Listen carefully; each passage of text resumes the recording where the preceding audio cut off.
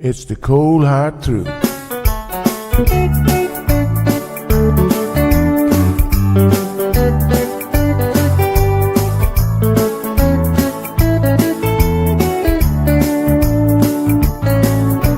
Everyone really want to know what's going on with her show. Just get on the air and you will know it's Sandra. The queen of the mile road is here, helping people from everywhere. Get on the phone and you will hear Sandra. Now she will tell you how it goes. Now don't you ever step on her toes, 'cause you will hear the cold hard truth from Sandra.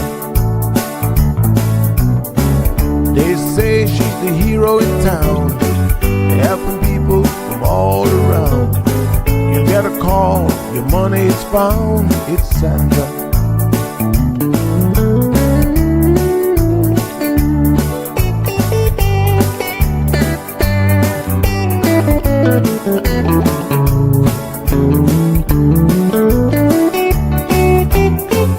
Some will call her late at night just to say that there is a fight, and she will not just leave it alone. She'll get up and call on the phone, and when politics starts on her show, everyone really wants to know the way that things will really go with Sandra. And some will start to criticize, get on the show and tell pure lies, but someday we'll realize it's Sandra. And when they start to argue again, she'll pull the heads to the wind, and soon you will be a friend of Sandra. 'Cause every day everyone wanna hear from Sandra. 'Cause every day everyone wanna hear from Sandra. 'Cause every day everyone got to hear from Sandra. 'Cause every day everyone got to hear from Sandra.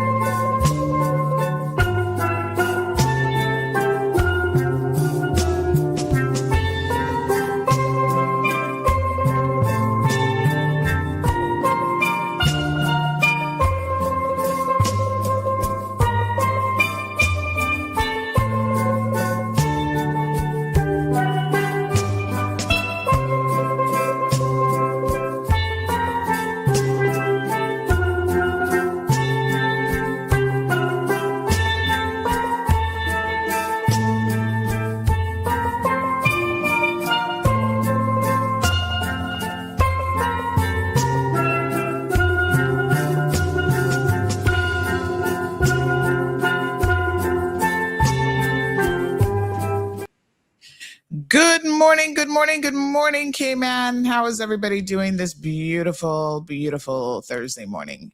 Friday, part one. If you're on the roadway this morning, you already know accidents. Yeah. Sorry for you. But there's some accidents out there. All right. Well, turn up the volume, honey child, if you're sitting in the car. And just sit back and enjoy the time with me. We can do that together. How about that? Sounds like a plan? All righty. Good, good, good. Okay, so here we are. Thursday morning. Got some open mic opportunity today. By the way, big shout out to all the avatar people who were jumping on the caricature. I made mine yesterday. There it is. I love it. It's fun. Yeah. What you gonna do? Isn't it cute? I thought it actually did a pretty good job. I gave it a front picture, and it's not too far off. It asked me what style I wanted. I said, let's go with the glam look. So it's got me bejeweled. I love it. Next time, I think I'll do like a, I don't know, fun Caribbean girl look. There we go. Right?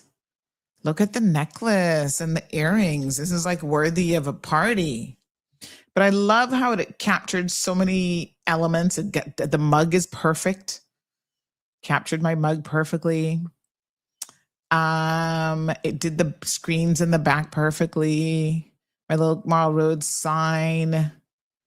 Yeah, it even gave me a spotlight in the back. Denny would be proud. He's like, there's your there's that key light that I'm always telling you about. So happy Thursday, folks. Let me go ahead and update the links real quick before I forget to do that. And then we're going to be well on our way. I was catching up on a few. Wee Wee says, I love it. Aw, Wee Wee, thank you. Good morning, honey child. Thank you so much.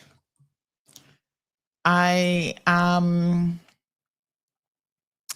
see that there's a boat out there, a couple boats that are having some issues. Now, I can't help y'all with the boating situation, except you got to talk to people who actually know how to rescue and move a boat in rough seas. Because the longer those boats stay there, the more of a problem we are going to have. Okay? Y'all know how this works. The environment is very, very important. You guys cannot be jeopardizing the environment, honey child. It's not a good look. Please and thank you. Sort your boat out. I am not happy with it. If that boat springs a leak, that's environmental damage. Let's think now, how can we get this boat sorted out? You know, I would think if you owned a company that requires you to be in the water, you would have this level of expertise on board. You would know what you're doing or know somebody who knows what they're doing. Yeah, seems to me that they don't have a clue what's going on. What is this all about? Come on now, get yourselves together. There's an accident this morning on the Esterly Tibbetts Highway that first came out of a roundabout. We posted it already on social media. So if you're going in that direction, it's blocked off currently. I just got an update. Police are there. And so unfortunately, you know, just be cautious, be careful. You're going to be kind of late today, I think. You can edit or delete a post. Yes. All right, so expect some delays there. Big shout out to Recover, our personal injury experts. If you're in an accident after 911, who you gonna call? Recover. Yes, honey child, just call them. They know what to do. They're the experts. And don't forget, it's not just car accidents, slip and falls at work, all sorts of stuff. They got you covered. All right, beautiful folks. Good morning to our Windsor Park group, all the beautiful people in Windsor Park. Good morning to Washington Boulevard community. Good morning to Caymanians in Florida. Another one of our groups on WhatsApp. Big shout out to the Highlands folks. West Bay, where you at? I hear you, West Bay. My husband always says, West Bay is the best bay. He thinks he's a West Bay at Shell. I tell him, no. He jokes about it all the time. That was the first place that he stayed on island. He used to live West Bay, so he has an affinity for the beautiful district of West Bay. I had to drag him out of West Bay. He's like, can't we live in West Bay? No, we can't. We're not West Bayers. Actually, we are, low key. But, we prefer town, Savannah. Now we're country folks. Now we're out in Savannah. Yeah. Have you ever lived in a district that you couldn't wait to move out of? I mean, all of our island is beautiful and in different kind of ways, but Caymanians tend to get stuck in a particular, I don't know how much we move around the island. Like if you're a Georgetowner, you probably want to stay in Georgetown for, as long as you possibly can. West Bayers, you always end up going back west eventually. But I used to live out it was brief when I first moved back home. I was all the way out in North Side, but not just North Side. I'm like Kaibo. I found a little cottage out there. I don't even know, is the cottage still there? It might still be there. And this was back in the 1990s, 96, 97. And I was out there by myself. I felt like I was in a horror movie, only because it was so eerily quiet. And at night, there was literally nothing around. There's like no street lights. There's like no neighbors. Oh, it was a different level of isolation, honey Joe. Oh my goodness. I used to rack up some huge flow bills back in those days, calling overseas, still trying to get acclimated back to Cayman. I was like, oh my God, what was I thinking? Why am I all the way out here by myself? I was kind of thinking to myself, you know what? I'm going to be in the middle of a horror movie and not even know that it's being filmed. That's low key how crazy it was. So North Side is a beautiful district. Don't get me wrong. But I don't think I would do that again. Strong Wilt says Jamaicans love to live in West Bay. I love Northward the best. I don't know that it's because he's Jamaican. I think it's just because that's where he first lived and he got used to coming to town. Back in those days, hardly any traffic. Well, that has since changed. Oh my gosh. But yeah, he just loves him a West Bay chill. And he's always joking with me about the different parts that he used to hang out. He's like, oh yeah, I was hanging out in Goat Yard. He don't know nothing about no Goat Yard. I'm like, really? I said, okay, take me to Goat Yard since you know where it is. Low key, I get lost in West Bay. It's actually easy to don't laugh at me now, West Bay got a lot of roads. I feel like West Bay is the one district with the most number of, other than Georgetown, obviously being the central, Yeah, West Bay got roads that, you can get lost. The back roads and the back roads to the back roads. And when people be like, oh yeah, meet me down there, I'm like, ping me the location. Let me see if I can find you. Even the GPS is confused when you go west. The GPS be like, honey, chill, I don't know where you took me. Good morning, Jim. He says, I'm here to see and hear what is spoken on today. Sir Richards is in the house from Round Rock, Texas, one of our own that has traveled and lived abroad. Richard, you're always doing so much in your community there. I'm so proud of you. I love it. I'm having to get up earlier now with this time change. So, what time is it in Texas where you are? Because I saw you mention something that Austin, Texas, and where was the other area that I was talking about yesterday? That there's like in different time zones within Texas, within the state of Texas. Really? Bacon, bacon for all. I love that name. Says, "What's up, Oprah?" Do I really look like Oprah? I think it's the hair, and maybe the thing. But yeah, that was. I'm gonna show you the picture that that I gave AI to do my thing off of. Hold on. So I gave it two pictures. I gave it this one. That's me. Yeah. Okay. And then I gave it, there's another one that I have. That's an old profile picture. Let me see if I can find it now. So I gave it like two pictures. Oh yes, this one. I gave it this one and that one. And so and this is me. This is zero AI. This is big shout out to Wendy. Wendy Adams did this. She did makeup for me. This was like years ago. We were doing Christmas pictures and family photos. I was like, let me get my makeup done. So she did my makeup for me. She did a beautiful, beautiful job. Absolutely gorgeous. Thank you. Nice blending and contouring and all that fun stuff. She did a beautiful job with the eyes. So yeah, so that's what it took. Those two pictures and gave me this. I think it's actually not too bad. It's actually kind of captured the chin here for sure. You see the little chin there. Here we have the double chin going on. the neck is taking over the chin. Chill, you know when you got a few pounds to lose, what happens, right? So yeah, that's fun. I saw you guys doing it and I was like, maybe I'll jump on it. And I love how it like put the board in and everything. Like it really captured the essence.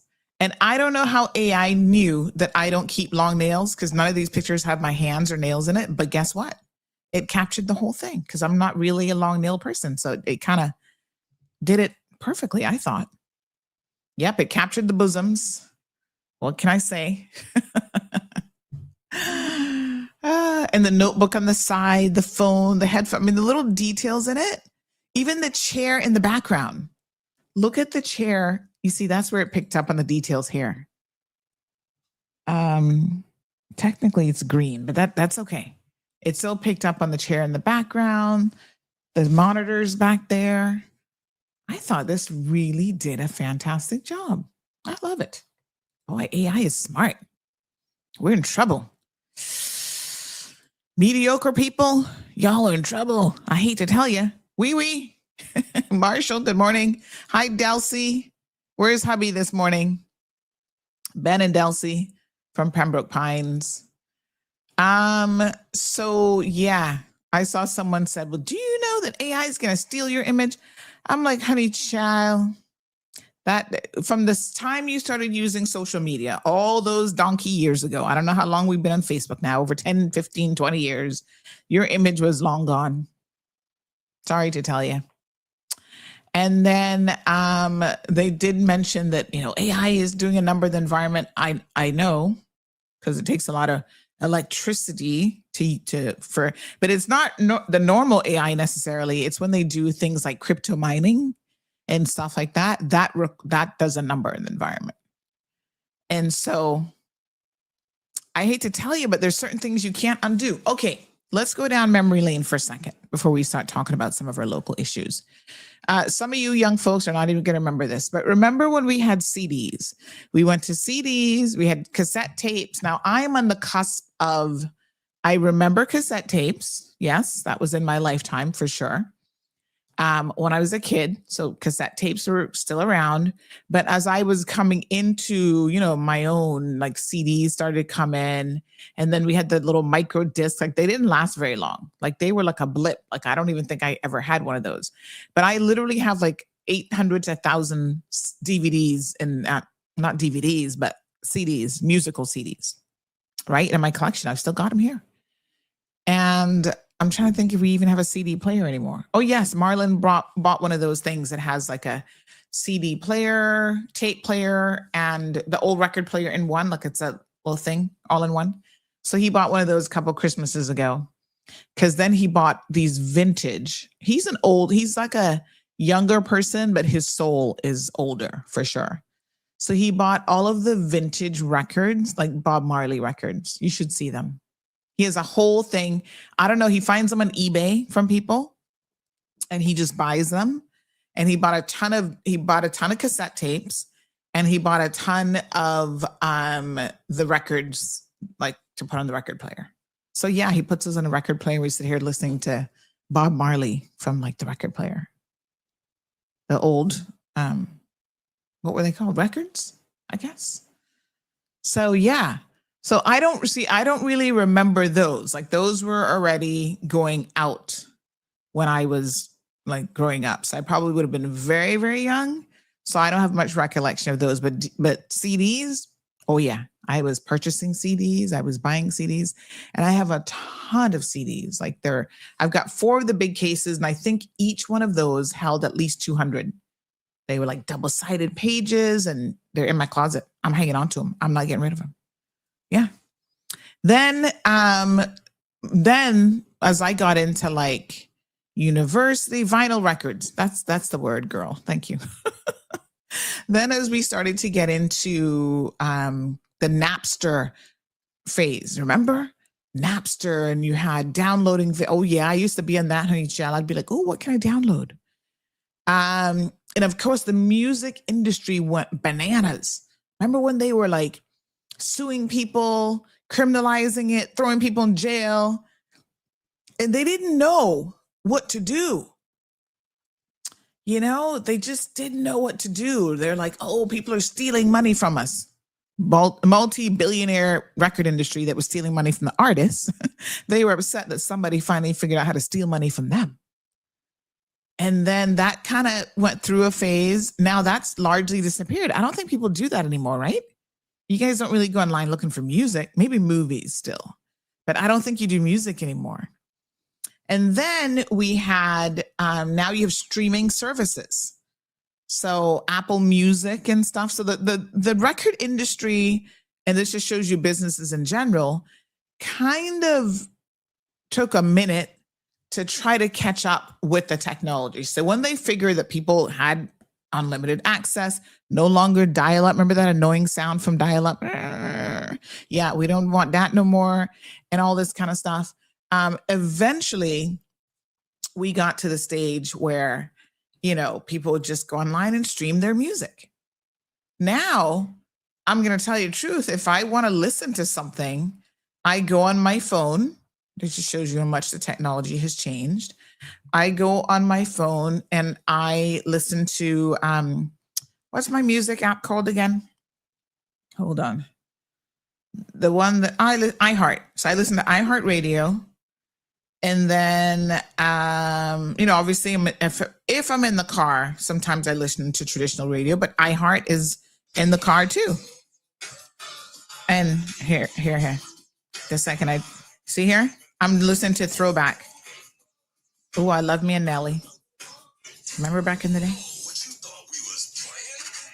Yeah, so that's my favorite station, Throwback 105.5. That's hip hop and R&B. And then, but I can listen to anything I want. I can listen to Y100 out of Miami. I got iHeartRadio, so that's all the love songs when I'm in that mood. I got R&B jams. I got 1040. I have the iHeart Reggae station, Fly Nation, 99 Jams. Like those are all the presets, like in my favorites. And then, of course, I love a good talk radio. So I've got NPR, although I don't think that NPR is on here. But I can listen to that through the NPR app and then just put that on my phone. So it's just amazing how we have transitioned to how we do certain things in life. So I kind of feel like, on AI is like the same thing. Like we're going to have to transition and the world is going to have to get used to it. So you guys know I'm all into my AI guy there, what's his name again that I keep forgetting? The country guy, he's AI. That's AI music. So there was a whole article that I was reading. It's him and somebody else that's really popular, that's completely AI generated, all these songs. And the music industry, once again, is in an upheaval and they are confused. They don't know what to do.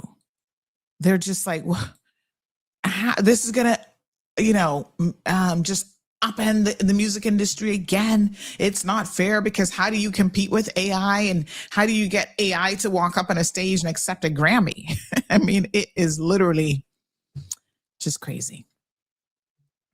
So there's all of that that's happening that, those of us who are kind of paying attention are watching and listening to it.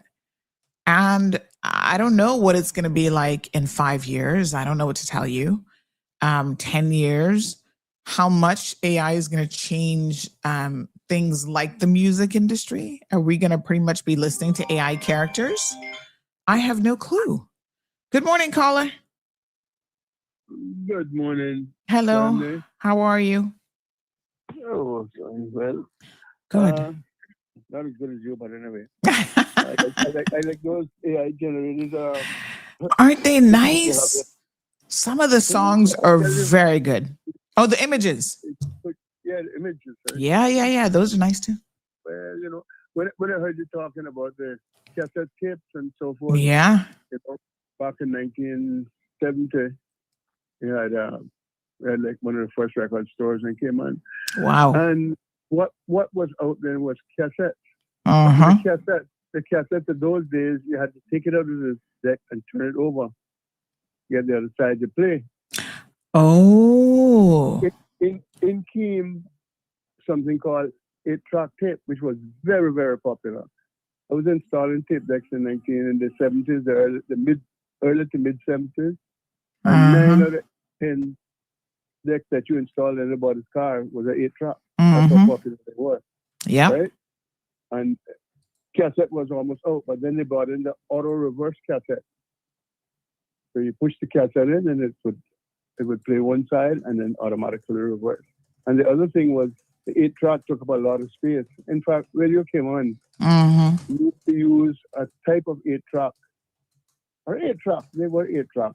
It was set up a little different from this. But what kind of ran the cassette out was when they brought in the 8-track. The 8-track was continuous play. You put it in and it played 4 stereo tracks. So they called it 8-track. Okay. You had 8 tracks on it, right? Yeah. And it played, I've been looking for one to show my little godson. God knows I can't find one. And I repaired thousands of them. You're looking for the 8-track or the player? The 8-track. Or the player is something else. Probably still a few of them around. Yeah. The 8-track player, you probably get it. I heard you talking about a combination. I saw one of those combinations at Funky Tang once. It had the record player, a cassette. I can't say that it had the 8-track with it. But 8-track was amazing. But the problem was with 8-track. The 8-track was big. You could probably store, not to exaggerate too much, you could probably store 4 cassettes in the same space they put 1 8-track. That's how thick they were. Wow. Thick and thick. It didn't exactly put 4, but they were much, much bigger. You could put up probably 3 or so in the same. When I heard you talking about it, I said, "Man, 8-track." I said that before Sunday day. Yeah, I kind of feel like it was probably still around, but I was too young. So I wouldn't have remembered the 8-track that much. Yeah. Radio came on, used to use what more I think they call it a 4-track, but it didn't come with a pinch roller, and each one didn't have its own roller. When you push it in, it would pull the tape through. It had a hole in the bottom, and when you put it in, you kind of move the lever, and I had one pinch roller. I even tried and checked them out there to see if I could get it. So that even if I could get one of those old 4-tracks, I would be glad, because I just wanted to show the young man, I'm sure you can find them. I mean, I'm not well versed on eBay, but Marlon is. He's forever ordering stuff on eBay. So he bought a bunch of cassette tapes the other day. And yeah, so I think if you check there, you're likely to find somebody selling those things. Yeah. Yep. Because he got a bunch of Bob Marley, the old. He's a music person. I think he used to do just for fun, you know, when boys are growing up, a little bit of DJing, whatever, back in the day. So he loves good music. He's always like listening to music. And we actually have, as part of our home, like sort of network, probably 100,000 plus songs on our database. So you can pick up any of our devices and stream it and listen to whatever music you want. And I mean like old time music. You can go all the way back probably to the 40s, 60s. Like he's got it all. So it's pretty amazing. I go on YouTube and usually I can pick up all the songs that we used to sell back in 1974. You can find them on YouTube. Yeah. And different ones. I listen to them all the time. Yeah. But I get off YouTube. Yeah. I don't have you know, but it's been, I mean, I got 8 tracks forward now to AI. That's a transition. And transitions in between, you know, the video. Remember, you had the 12-inch. You had a video player. It would take like 12-inch things, almost the same size as a 12-inch record, but they were videos. Mm-hmm. So you would get like a Batman or one of those, you know, and they played over and over. They played about 100 times. Yeah. Thank you, my darling. Going down memory lane with the music. Thank you so much. All right, 936-2626. Do you guys remember when you used to make a mixtape? Like if you like somebody, this is when you were like in middle and high school. You like someone, you'd make them a mixtape. That was like a signal to, boy, she kind of into you or he's into you. He'd put all his favorite songs on there, thinking you're gonna like them. Chicago songs or something that was like, you know, yeah. So we were into that too as teenagers and as kids. Someone asked me if I'm going to talk about Barbados election. I don't know much about it. I gotta be honest with you. We can talk about it, but if you guys know what's going on, because I certainly have not been paying attention to Barbados. I mean, I think it's a foregone conclusion that she's going to win again, Mia Motley. Let me see here now. Oh, let me see. There's something I was looking for. All right. So we went through vinyl records. Those were LPs and singles, right? That was the 1950s to the 80s, revived again in the 2000s. That was analog grooves pressed into a plastic disc that you needed the little needle reader.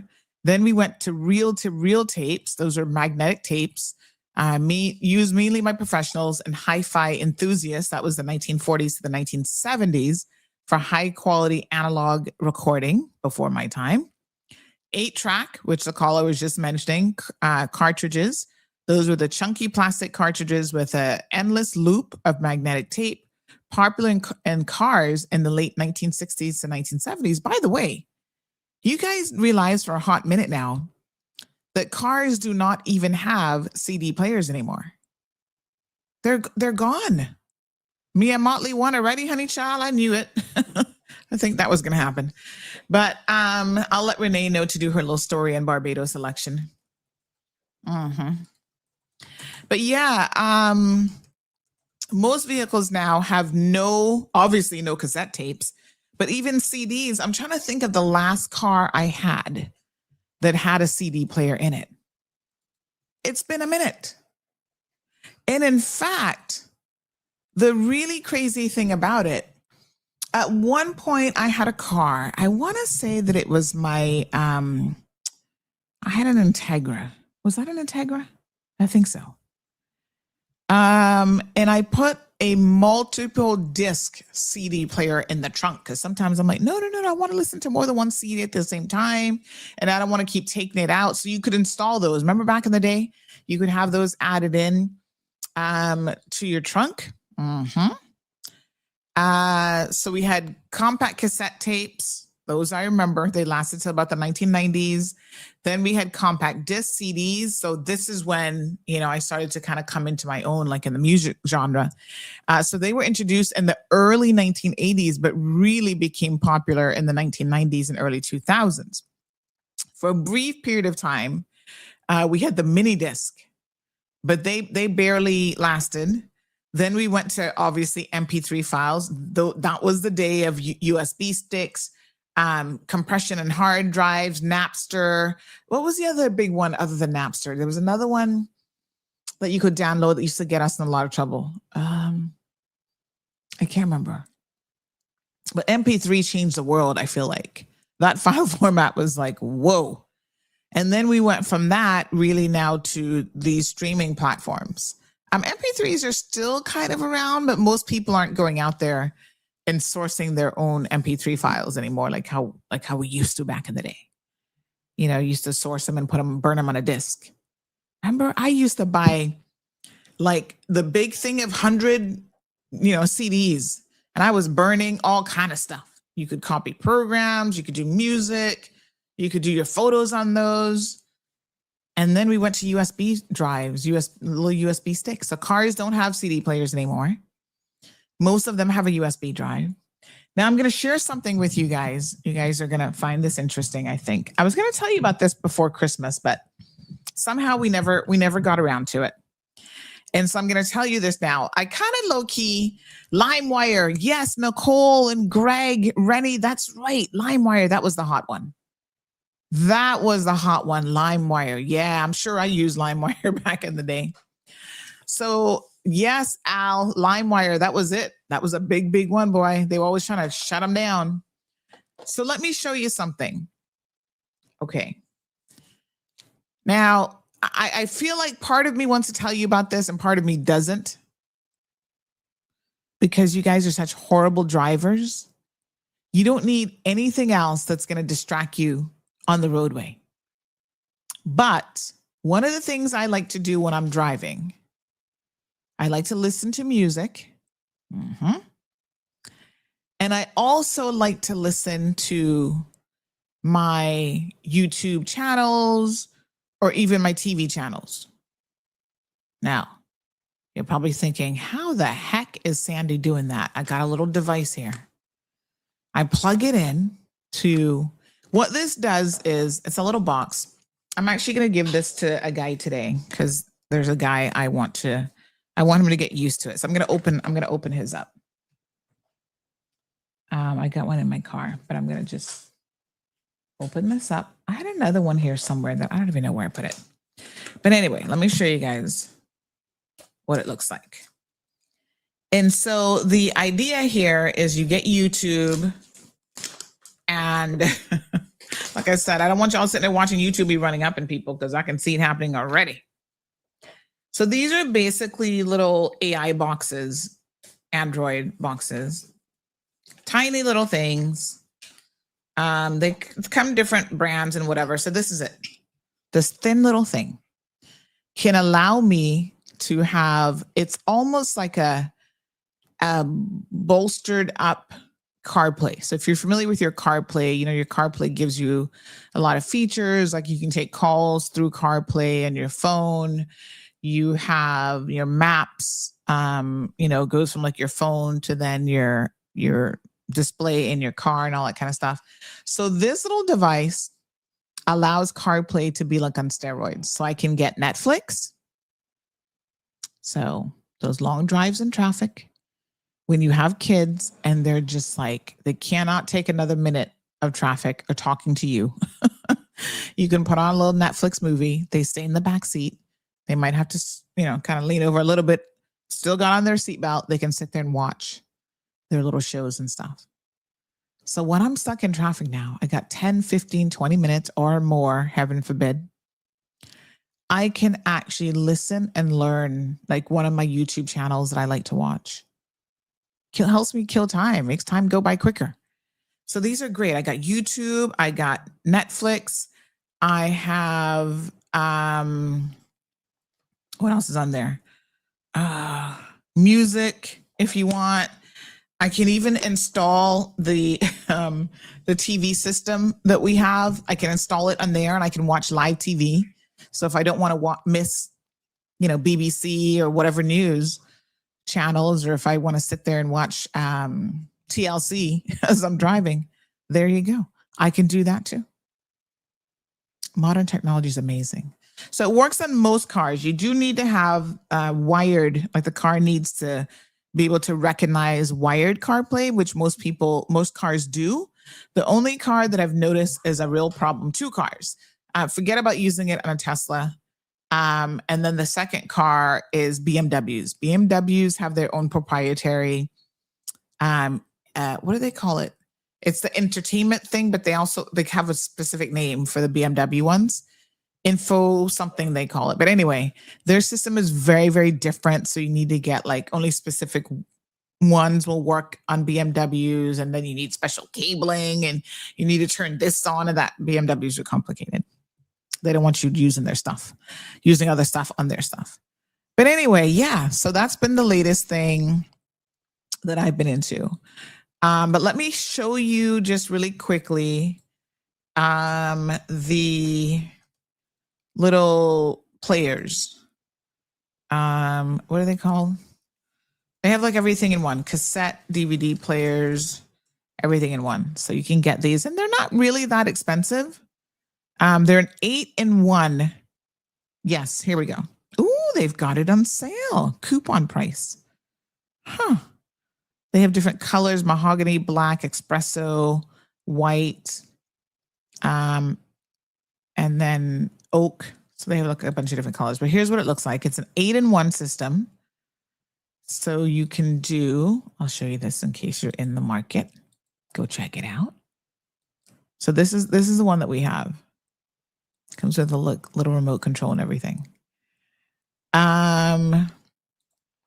Yep, there it is. So now you can it has built-in speakers, 3-speed turntable. So that's your traditional turntable, CD player, cassette, FM radio. Oh, let's just pause for a second here. I don't have, until Marlon purchased this, I had no FM radio in my house. Isn't this weird to even say that in this day and age? I mean, obviously, radio is still very much a thing. Some of you right now are listening on radio, but I didn't have, if I wanted to listen to radio, I had to go get in my car if they didn't have a streaming app or something for the phone. So I had no radios in my house. So now I got FM radio through this. It comes with a USB, so you can still plug in USB drives and play music through that. RCA out, headphone jack. So yeah, you can do wireless music streaming as well. I don't know how, to be honest, you do that. But anyway, apparently it's on there. Interesting. Oh, it has Bluetooth connectivity. That's how they're doing it. I was going to say, how are they streaming? Bluetooth. So it's got all these different options, and then you get like a little remote and stuff with it. So if you're a music lover like we are around here, check it out. But yeah, this is also the only CD player that I have in the house now, because remember, not even our computers. Remember when you bought a computer and it came with a CD player, because that's how you downloaded all of the programs. You got your Windows software and all this kind of stuff. Gone. When you buy a laptop now, there's no CD player. When you buy a desktop, does a desktop have a CD player? I don't even know. I have a gaming machine and I don't know if it has a CD. I kind of don't think it does, because everything is downloaded online now for apps. You just download them, update, whatever.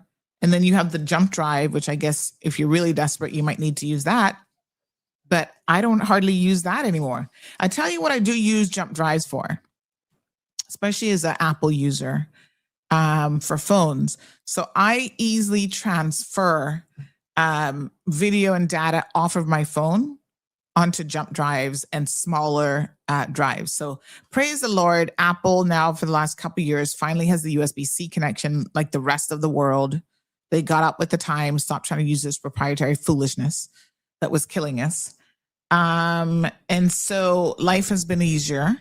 but you get these little jump drive. And because I do a lot of video, like I record stuff and whatever, right? Like I basically use my camera now as my phone. My camera is my phone, the other way around, my phone as my camera. So I got rid of all of my, I had the Canon, the Sony. You're spending all this money in this equipment. It wasn't being used. It's bulky. It's, you got to buy all these different lenses. I just tapped out. I'm like, I'm done. I can't be doing that no more. So I just use my phone. I have another phone that is basically my camera, and that's all I use it for. It's not connected to anything. I don't use it for anything else. And then these are my drives. So this one's a 2 terabyte. Imagine this little thing. Speaking of drives inside, this little thing is a 2 terabyte. I remember when we were lucky to get like a 8 MB, 16. No, those were gigs. 8 gig was plenty. Like 512 before you even got to 8 gig. No, what was it? I don't remember the sizes now. But anyway, it's nothing now to get these in 1 and 2 terabytes. And this is the size. Honey child. So one side is USB-A. That's the regular USB. And then the other side, which I plug into my phone, is a little USB-C.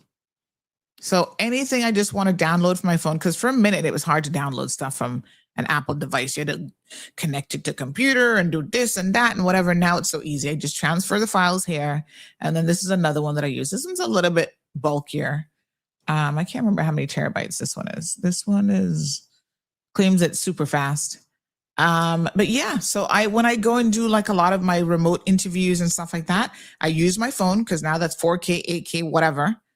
And then I just put it on one of these drives and I'm good to go. So I do have a, what you call like the multi-port USB hub, and then I plug these and stuff in there. But yep, those are great. Technology is changing, and here the point I'm trying to make with probably this discussion this morning is Mellow Fellow says yes, the MP3 format gave rise to the iPod. Remember when we had those?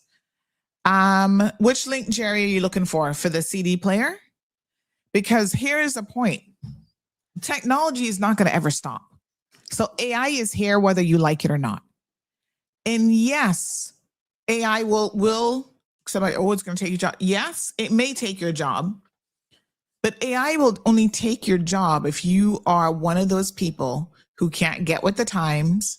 You don't understand AI. Like me, maybe you were afraid of it and you refuse to learn anything.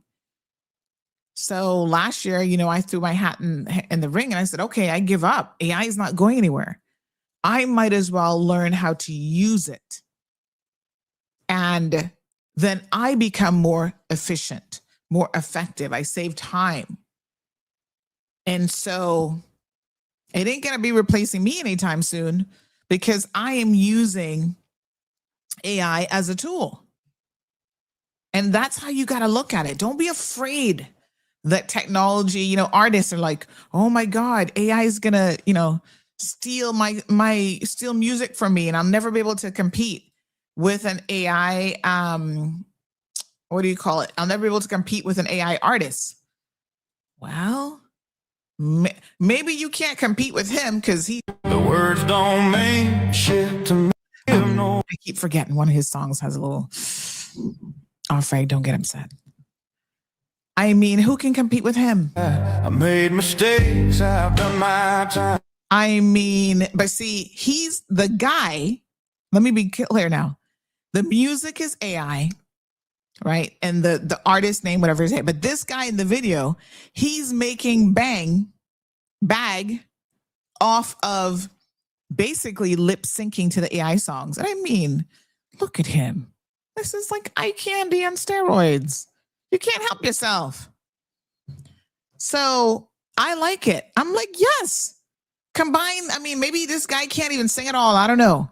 But you know what? He's got the looks. He's got a couple moves, nice white pearly teeth. Beautiful eyes. You can't tell how pretty his eyes are, I think, in the black and white, but they're actually really, really nice eyes. So, he's doing all these videos, all these shorts. And I love this because he can, make money off of this as well. So, why not? I'm here for it. I like it. So he does a lot of these by remind me of the artist's name again, my AI guy that I love the songs, but I also really like him. There's a couple others that the whole person doing it is AI, but you know, he's a real guy and he's like animated. And I mean, you gotta give him props for the tattoos and everything. And, you know, so you just gotta learn how to utilize these tools. Nothing is going to change and the world will leave you behind if you can't. If you're sitting here right now thinking, oh, you know, Sandy, all I got is a vinyl. Look at how left behind you must feel right about now. You gotta stay up with the times. Jerry, what's up me? And I'll give you some details. Alba, good morning. Buenos dias. It's like the whole Spanish thing. I was chuckling to myself when people are now complaining, you know, Americans, over 40 million Americans speak Spanish. How many Americans are there? I'll have to look it up. Over 40 million Americans speak Spanish and they're up in their feelings because the Super Bowl was in Spanish. What did that lady say? Kelly, what's her name? This is not the Latin Super Bowl. And we don't want to hear no African American. What's the song that they sing at the beginning? Oh Lord, I've forgotten. What's it called again? What is the American thing that they sing at the beginning of every Super Bowl and like baseball games? The national anthem. There we go. We don't want no black national anthem. She was really up in her feelings. I'm like, girl, what is wrong with you? 350 million Americans? Okay. A large portion of them speak Spanish. Some only speak Spanish. A large portion are bilingual. And yet they're regressing where they don't want to speak any other language.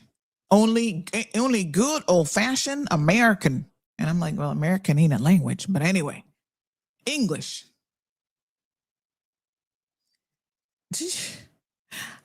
Hold on. Let me see if I have this video. There's a video that I was watching that was so funny with Trevor Noah. He was saying that, you know, he's like, you know, he's really, remember he's the one who did the Grammys, right? And he was singing a little bit with the same guy, Bad Bunny. So he says that he's fluent in Spanish. Let me see if I can find the video. I'm not going to tell you guys the rest of it because you got to see it. It's really quite funny, actually. Let me see if I can find it. Videos that you've watched. This one really had me in stitches. I thought this is so funny. Today is what, the 12th? Okay, I watched this a couple days ago. I think it was yesterday. And I just thought it was funny about how we think about languages and stuff, you know. So a lot of people are like, no, he should be speaking in English. And the thing that is low-key crazy about it is instead of people thinking, oh, I could actually learn another language. No. Don't get it confused. Americans like, we ain't learning nothing. The world needs to slow down to suit us. Mm-hmm. Wonk wonk. Okay. Here she is. This is what she said. I got up this morning and I watched it all without reading anything about it. I just thought I want to watch this completely clean without anyone's view contaminating my brain cells. And I watched all 15 minutes of it. And I've watched every halftime show going back 30, 40 years. I thought as a piece of theatre, it was the best I've seen. Just the most extraordinary kind of Broadway on steroids piece of theatre. I also thought it wasn't remotely divisive politically in the end. His Grammys speech was, but his performance, I thought, was actually a lot of things which I would have thought people on the conservative right would applaud. It was about love. A couple actually got married for real in the middle of it. He was preaching about unity, not just the United States of America, but the wider Americas. What was the problem, Megan? A certain male gesture is coming to mind, but I'm not sure I can do it on this show. No, it wasn't about what he was actually going to do during the middle of the Super Bowl performance. It's about him. It's about him being chosen as the Super Bowl performer, somebody who's been an outspoken critic, of course, of the Trump administration and of America and our anti-immigrant policies. This is long before the current controversy over ICE. He doesn't want illegals deported from this country. Well, too bad, because the majority of Americans do want that and are not shy about pushing for it. And that's why President Trump got elected. So he and his little buddies over at Green Day never miss a chance to bash the United States of America. I think those medications for your hip have gone too far. We need to dial back a pill or two. OK, we want something that we can all understand. I don't think Bad Bunny used his appearance to bash America, but I can't be sure because I didn't see any subcaptions on his. She didn't see any subcaptions on his Spanish language. This is so funny. His Spanish language. What about Pavarotti? What about Pavarotti? America haters. What about Pavarotti, who Donald Trump in 2016 in particular would use at every campaign rally? He's used it at the RNC, right, as a triumphant, tub-thumping anthem. Well, no, hang on. Not only Pavarotti. I've been to lots of Trump rallies. Pavarotti gets a song, maybe but two. He sings, but when he sings Nessun Dorma in Italian, I don't see you leaping up and down going, I can't understand a word of it. There's another part of this interview where she talks about, the fact that it should be good old American English only. Now, this is really funny. Listen to Trevor's comedic take on this. Spanish is flawless. The problem is I only speak like 7 words of Spanish. But those 7 words are flawless, which doesn't help me in so I'd start conversations with people in the morning, someone would see me and they'd be like, hola, and then I'd be like, hola, ¿cómo estás? And then they'd be like, oh, muy bien, ¿y tú? And I'd be like, oh, grande, muy bien. And they'd be like, oh, this is cool, And I'd meet people, I'd be like, hey, ¿cómo te llamas? And they'd be like, oh, mi nombre es Sonia. I'd be like, oh, and I'd get into a vibe, and I'd be with the people, I'd be asking people stuff, I'd be giving directions, and then I just run out, because I only learn as much as I can learn. But you don't know when you're going to run out. Do you get what I'm saying? So I would be like, ¿Dónde está la catedral? And then the people are like, oh, la catedral. And then I'd be like, okay, I know that, and I'd give direction. Then someone would ask me, where's the cathedral? Then I know how to start the direction. So I'd be like, oh, en 200 metros, sería la de la Cha. And then people are like, cool. And then the person goes, ¿Dónde está the city así? And then I'm like, oh, sorry, no. No habla. Mi no habla. And then the worst thing is even the way I'm saying, because I'll be like, no, mi no habla español, no habla español. Which is weird, because you should say mi no habla in the worst way you can. Which I didn't realize. Because I should have been like, oh, mi no habla español. But instead I was like, oh, mi no habla español, no habla español. Which is basically the equivalent of meeting someone and they came up to you and they're like, I'm sorry, I don't speak any English, I apologize. No, I speak no English whatsoever. Oh, I must apologize. Not a word of English. I'm so sorry. It's so funny because low key, I can totally relate to what Trevor says. The little bit of Spanish that I know, you would almost think, sometimes I fool people, that I'm a native speaker. But then they want to have this long conversation with you. And I'm like, oh my God, no. We got to pump the brakes because then I can't remember any of the other words. My brain is like, hold on, you got to slow it down. If you slow it down, sometimes I'll remember certain. Yeah, that's when you're not fluent, but you're kind of 25% there. I can have a basic conversation in Spanish, so we can probably talk about the weather, maybe a little bit. I can do my greetings. You can tell me. You can ask you're hot, you're cold. You can tell me that you're going to the library, and I'm going to understand you. And then at some point, I'm like, shoot, let me take out my phone. So when I go to Miami, because, some people in Miami don't speak English, I'm going to be honest. They look at you and they're like, oh, ¿tú hablas español? No, too bad. They can keep it moving. So sometimes I'll take out my little translator thing and I'll be like, okay. And then I'll tell it what I want. Then I'll be like, escúchame, por favor. Listen to my phone. Oh my goodness, too funny. All right.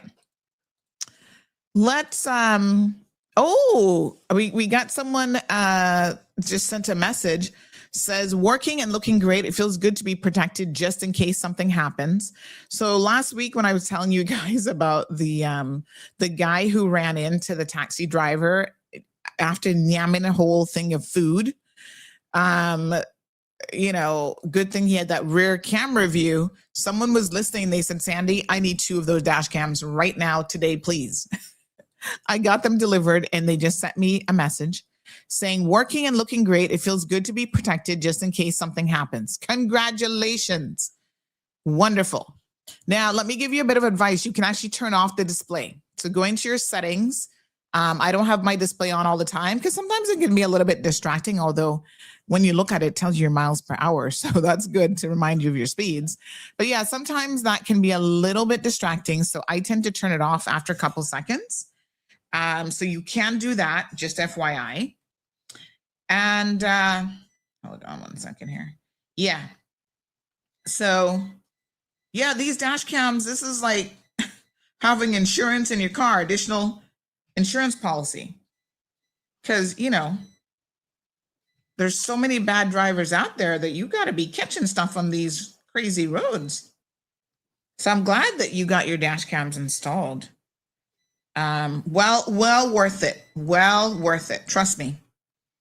But make sure you go in, you turn on, there's certain settings now, honey child, that you got to turn on.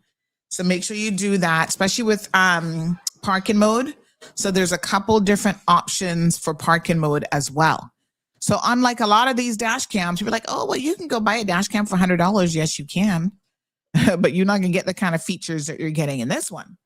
So the beauty of this is it has parking mode. And you can set up parking mode to be triggered by different things. So for example, one of the things that you can tell it in parking mode is, do you want it to be triggered by motion? You know, somebody walks by the car, it starts to record.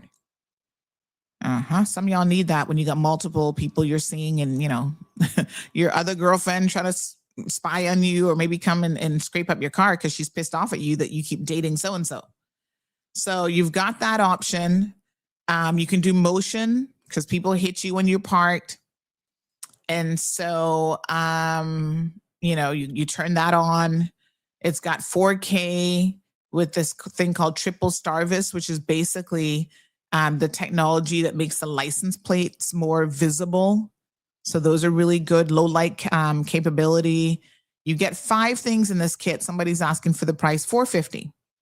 And I'm telling you, they're like $400 on Amazon. If you go on Amazon right now, you know, and of course we got to add in shipping and all that kind of stuff, right? So 24/7 parking surveillance mode. That's one of the nice features about this camera. That's why I had to change it, because my other one didn't have parking mode and I had a situation. And because parking mode was not on that one, I didn't catch the culprit. Now I'm going to catch you. You can download the video straight to your phone. You can send it, you know, you can post it right on social media if you wanted to. You could send it to like WhatsApp. You can save it on the phone. So voice control, built-in GPS, optional 4G remote monitor, wireless OTA update. So you never have to like take it down to update it. It'll just do it over the air. So lots of really, really good features and an 18-month warranty. So it comes with the warranty when you purchase it with us. All right. Give me a message. Shoot me a message if you're interested. But we have them in all of our vehicles. And like Jim said, you definitely get what you pay for. That is so true. All right, shameless plug there. Inspiring says America is our continent, not the USA. They forget that too. Some Americans forget that, which is kind of sad, because they think America is just the United States of America, which these days they need to change their name because they're not all that united anymore. Also, I love the way how he told them with Ricky Martin, let's not allow the same thing to happen to Puerto Rico that happened to Hawaii. You know, I didn't realize the situation in Hawaii was so bad. Americans have basically taken Hawaii and made it into like oh my God, I hear the poverty levels and stuff in Hawaii for the natives is really, really poor. Gosh, I did not know that. Poor Hawaiians. Oh, so sad. I was watching a video about that this morning too. Where did I put that one?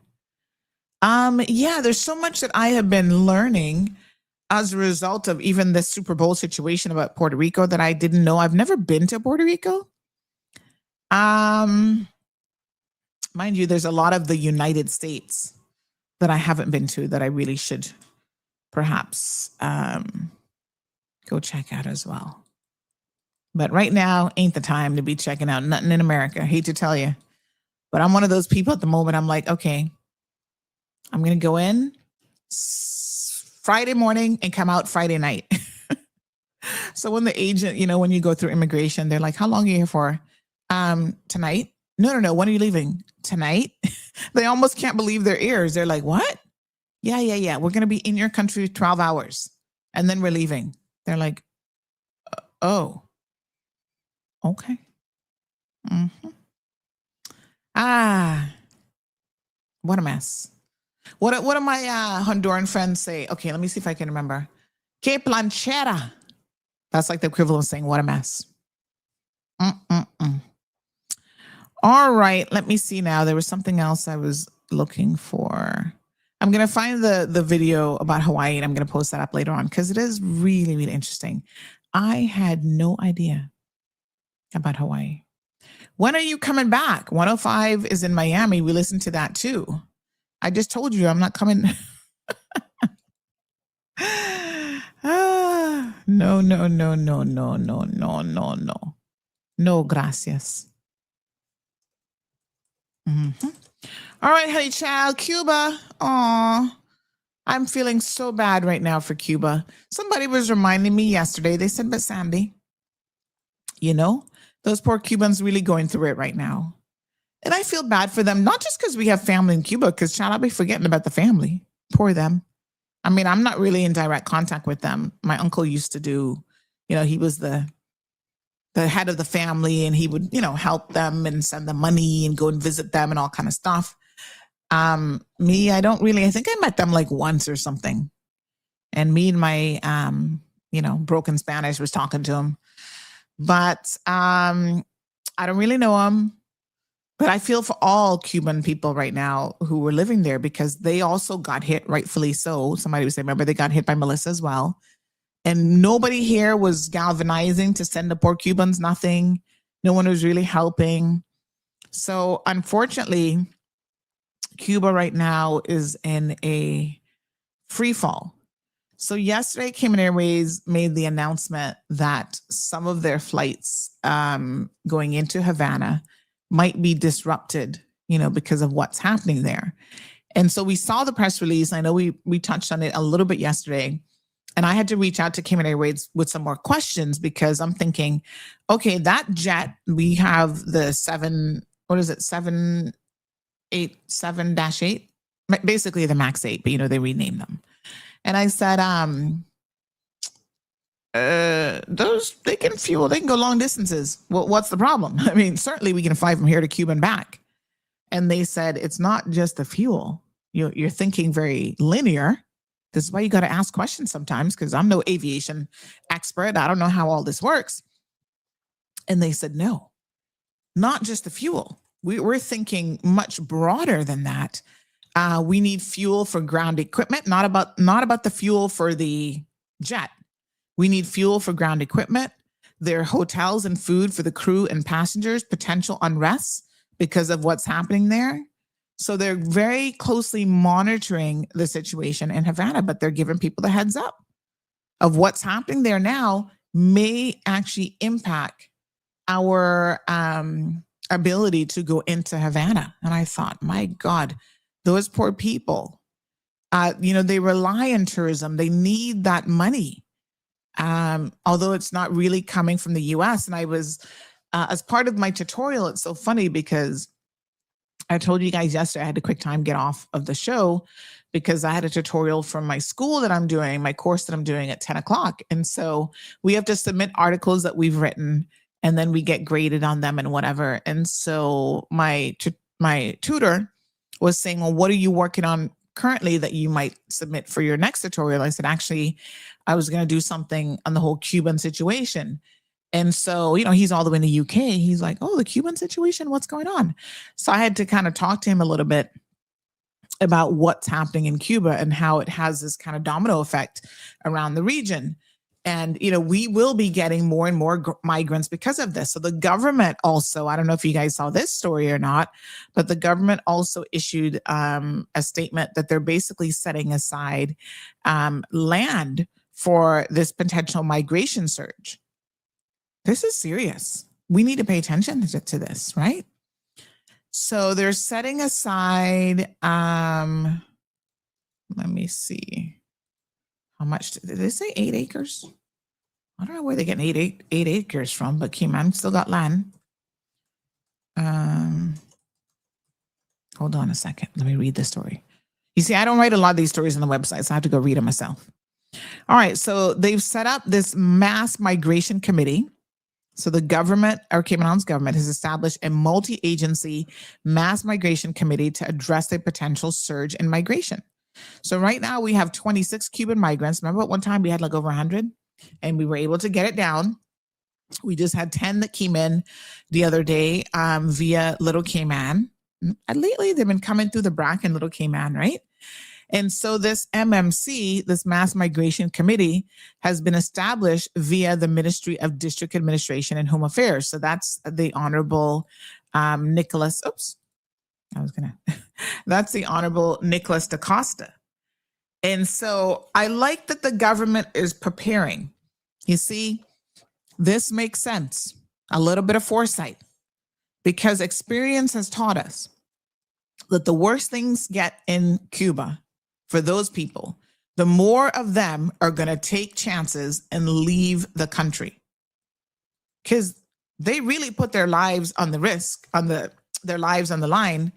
When, I guess they feel like, what's the worst that can happen? Even if you die in the high seas, for some of them, they believe that that is better than the opposite, which is staying there and starving to death, or, having absolutely no chance whatsoever. I really feel sorry for them. Oh my gosh.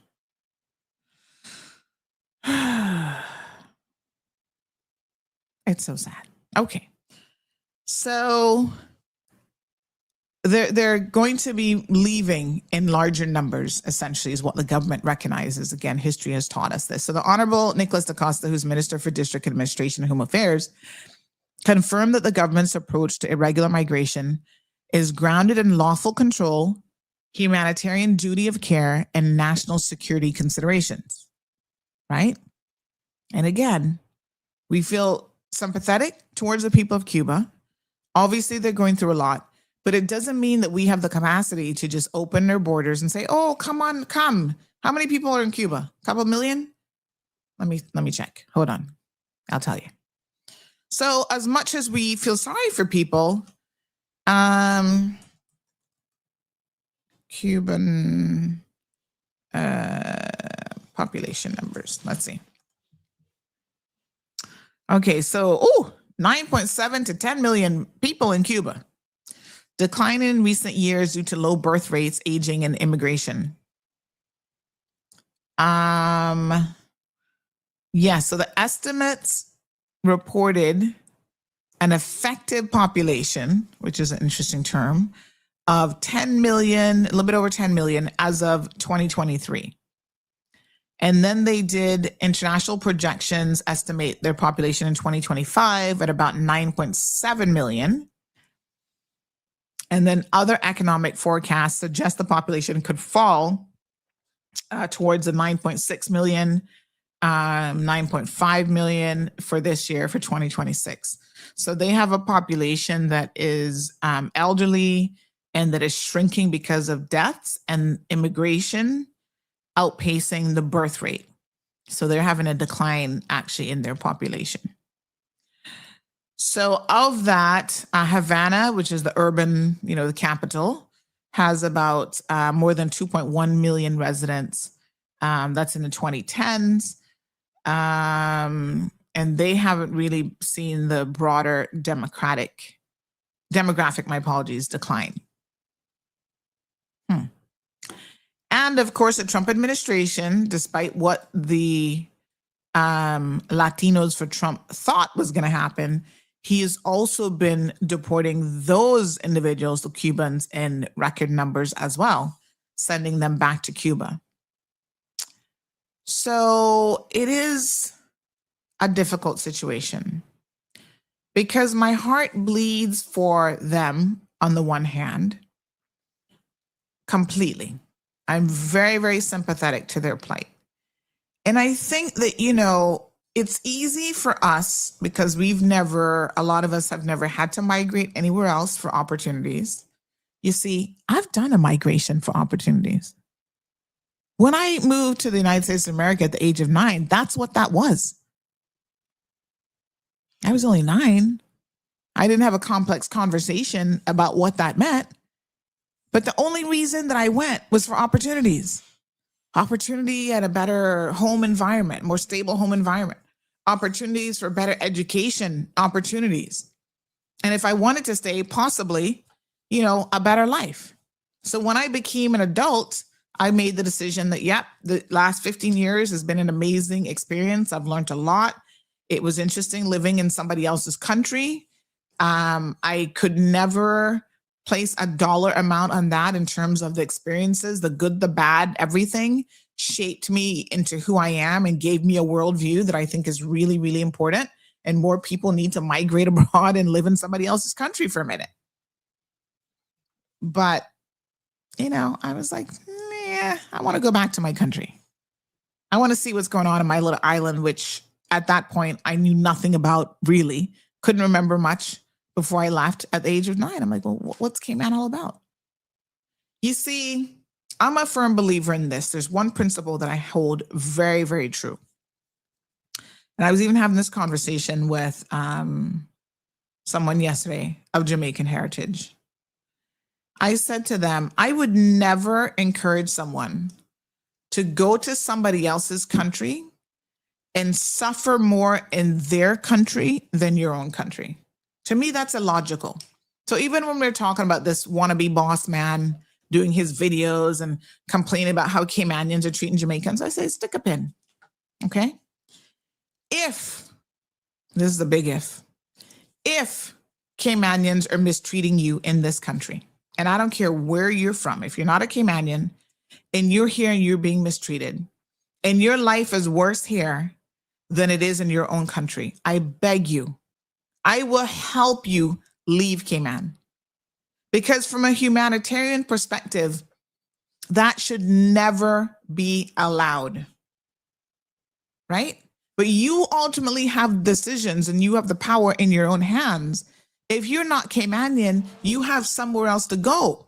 Now, you're somewhere else. I get what you guys are saying. I'm here for the money, that somewhere else isn't all that great. But you got to choose. You've got to make decisions. And under no circumstances would I go to somebody else's country and be treated worse than I would in my own country. Go back home. You've got family. I know in Cayman, no Caymanian living here is going to starve. I don't care what people want to tell you. Oh, this person's homeless on a bench and this and that. No Caymanian in this country is going to starve.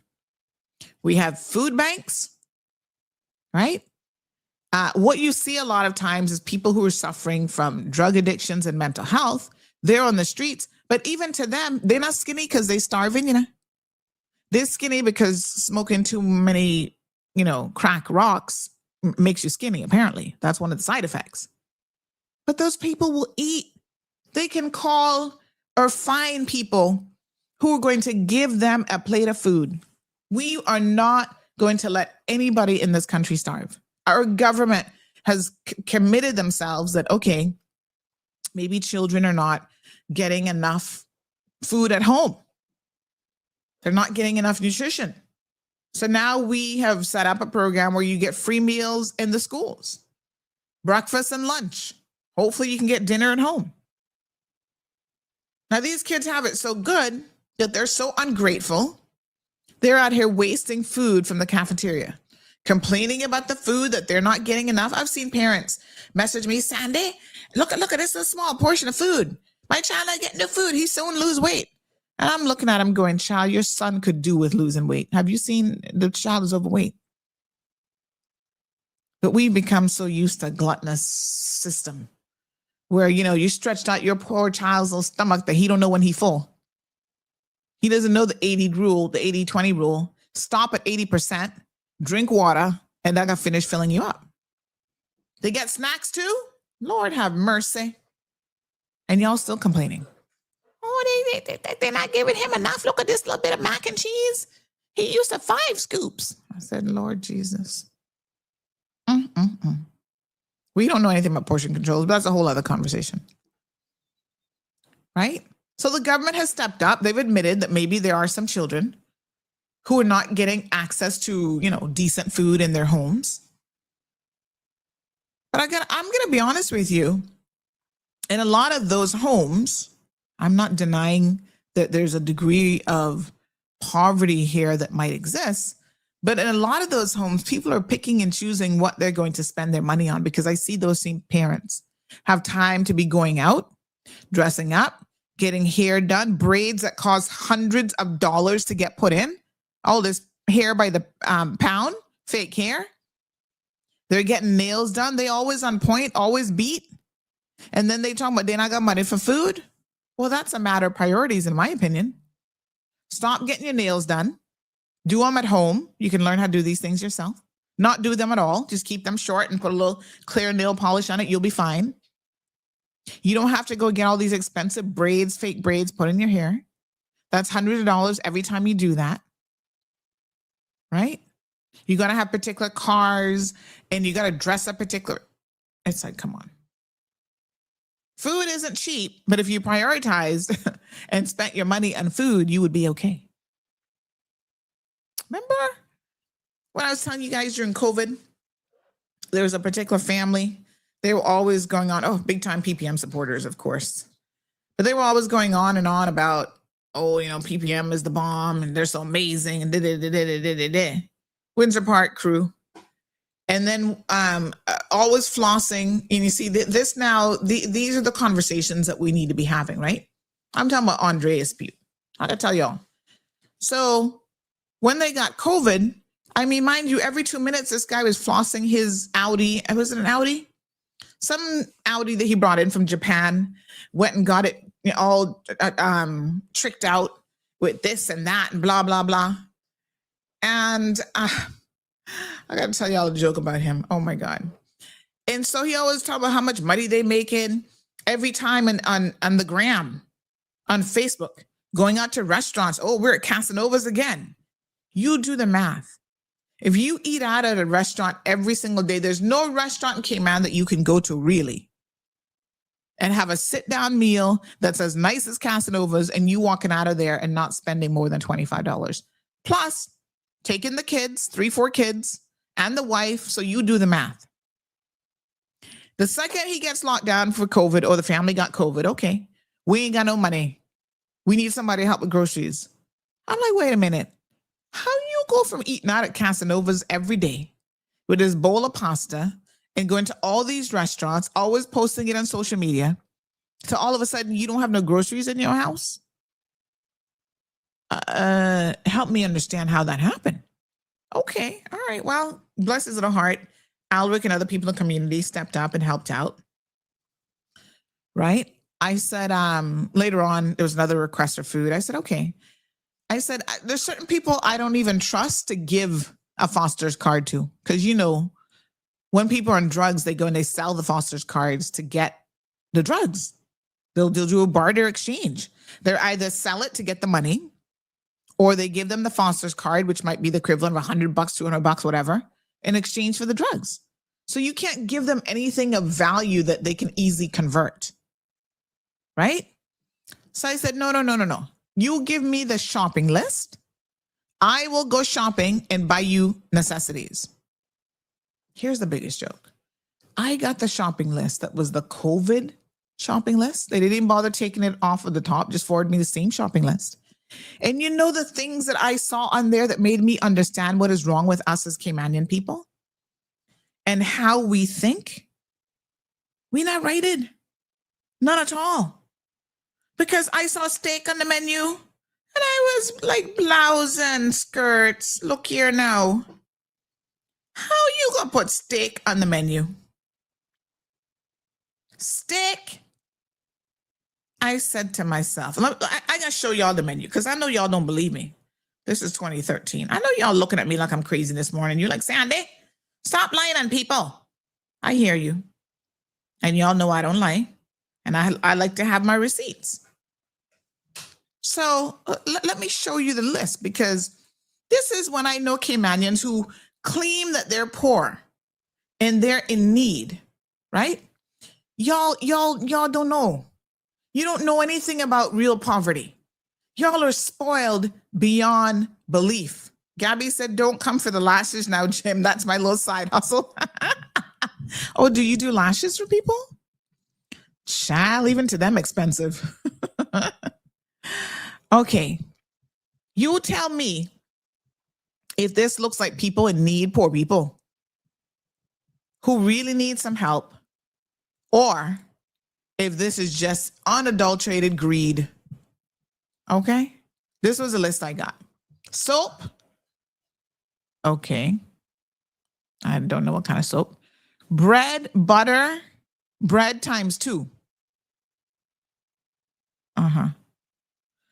When you asking people to help you, okay, you need a helping hand up. Shouldn't be a handout. You can't be putting no 7-bone steak on the list. What the blinkety blink is a 7-bone steak even? Well, what is that? I don't know what a 7-bone steak is. I can afford steak and I don't even buy steak. Like what? What is this? Beef bolognese? What the heck? Beef bolognese? You better take yourself some ground turkey and some ground beef and make your own damn bolognese. Shampoo and conditioner. Okay. Was that supposed to be T-bone steak? Is that what the 7-bone steak is? T-bone. Oh, maybe. Okay. Shampoo and conditioner. Chicken curry pre-season times 2.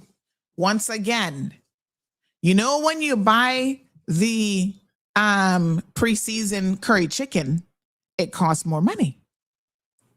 You buy your own.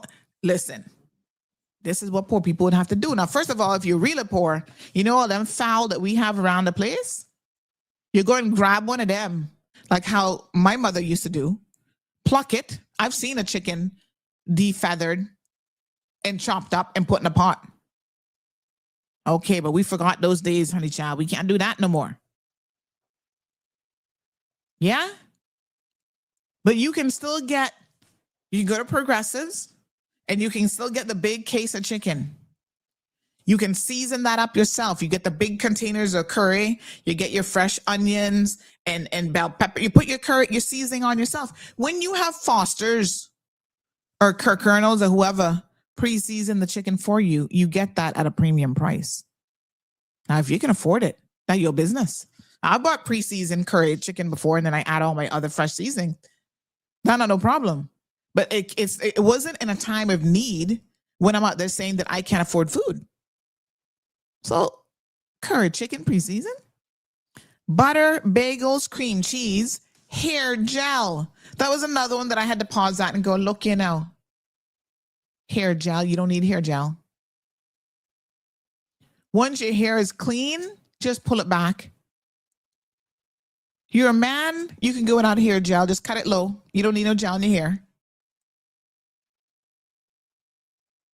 Apple juice, orange juice. Y'all need to stop drinking those juices. Is that XL? Energy drink times 10. Another thing that nobody in their right mind who's asking for assistance would dare put energy drinks are horrible for you, but beyond that point, is that a necessity for life?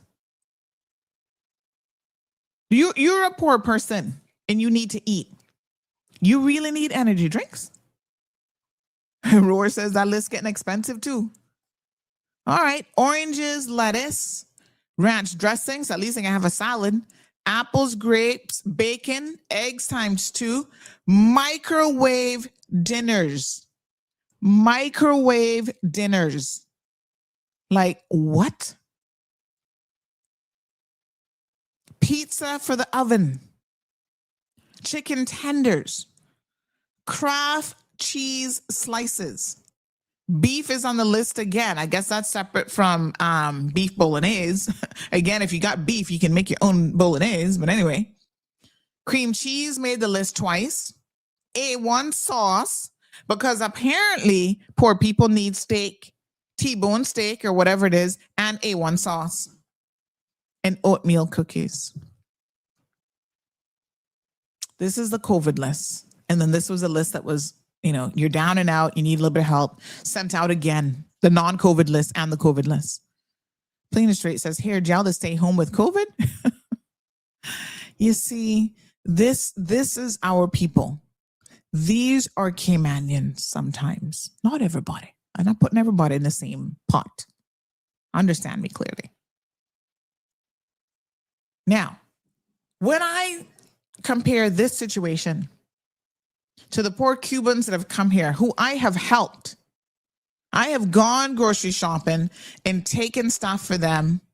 In fact, I told them, listen, I can just give you the gift card because I realized that a lot of them were pooling their resources together, pooling their food. They could cook one big pot and they all kind of try to take out of that and share. They were also hoarding their food because sometimes they're like, I only get this little allotment from the government. I can't afford to share that with everyone. And some of them up and they would be stealing each other food. Yeah. And so they were like, I got to put my food under lock and key. Do you guys remember me going and doing that interview? You need to go look at the video. Those people were living in deplorable conditions. So as much as I'm like, okay, you can't stay in our country. I'm sorry. We can only take so much. I don't want anybody, Cubans or anybody else, to come here and suffer. Right? That shouldn't be something that any of us think is a good thing in our own country. Caymanians shouldn't be here suffering. But what I want to say is a large number of Caymanians who are suffering are doing so because of their own poor decisions. Sometimes the system has kind of set you up from day one. You grew up in a home that you thought it was normal to put this kind of stuff in a list. You think it's normal for your children to be obese and eating out in these restaurants all the time and overeating. And there are times that I have very, very hard conversations with people. So when I say, no, you can't get no T-bone steak, that's not a necessity. Bread, butter, eggs, yeah. Not even orange juice you need. You don't need the apple juice. Water. Drink some water. You don't need oatmeal cookies. Okay, some kind of meat. Chicken is the cheapest meat. So we'll give you some chicken.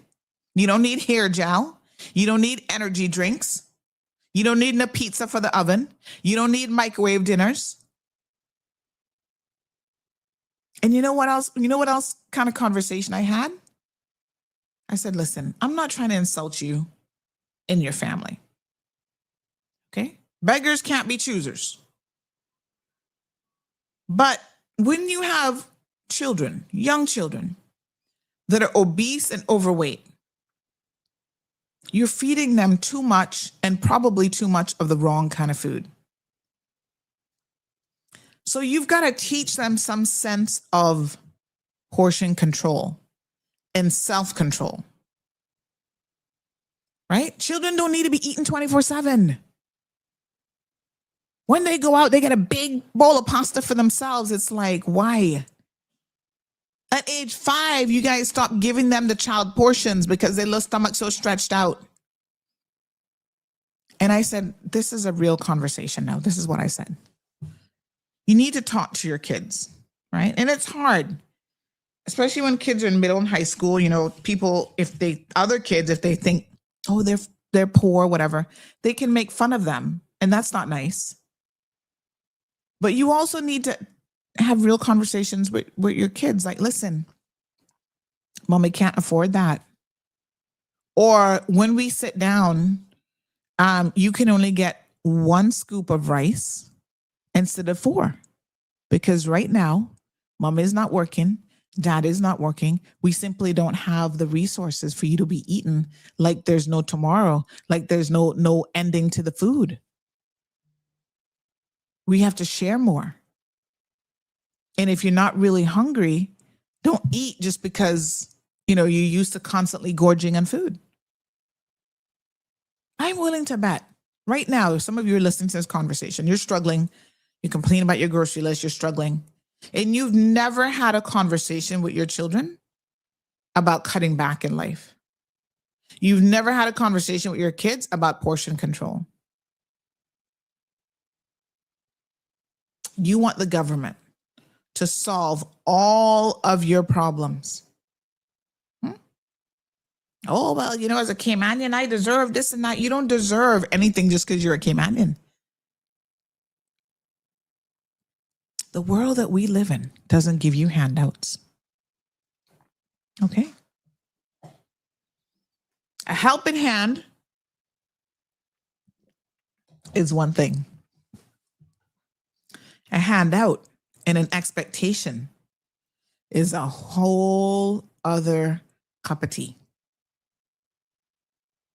So I'm going to encourage you guys. Look at the plight of other people, even in the region. God, we can't even touch Haiti. That is extreme poverty, right? We do have to have a little bit of humanity about us when we look at Cubans who are coming here. Mia Motley, I saw something yesterday that she said, I'm going to play this for you. Shaka says gluttony. Unfortunately, we've been raised that way. Lizette says, I give God thanks for government and citizens who handle COVID very well compared to other countries. Roar says, in this, just go get what you think they need. Don't bother ask for no list. Well, you asked for a list to give you some guidance because you were hoping there was already something in the fridge. So maybe everything wasn't needed. That was the point of asking for a list, to say, okay, if you already got some stuff, let me not assume you need eggs if you already got eggs in the fridge. So you don't want to buy stuff that people, don't need. What is that? It's a very expensive list. Hope you had enough cash. Well, I had to shop like I was shopping for myself on a budget. And there have been times that there's certain things I go to the grocery store I can't afford to get. I've been through that phase in my life. And what you can't afford to get, you can't hair products. I couldn't afford to go to no salon. I'd wash my own hair and pull it back. Our people have really, sometimes their expectations are not properly aligned. Like really, really. I already talking about no bull of beef. But I want us to think about immigration and migration a little bit differently. Have a listen to what Mia Motley had to say on this subject. Fear that the conversation about immigration and migration is rooted in racism rather than rooted in the needs of a country. I think that people are fearful of becoming a minority in their own country, and that's natural. You can't think that. But at the same time, without the influx of people, you're not going to be able to stabilize or get the growth that you need as a country. And one of the problems is that in the world, we have worked out how to move money. Nobody worries about how to move money globally. But as soon as you start talking about moving people, everybody gets nervous. And in December 2018, I think, at the OACP, Organization of African, Caribbean, and Pacific States in Nairobi, I made the point, and I continue to make it, that we need a proper deal for migrants.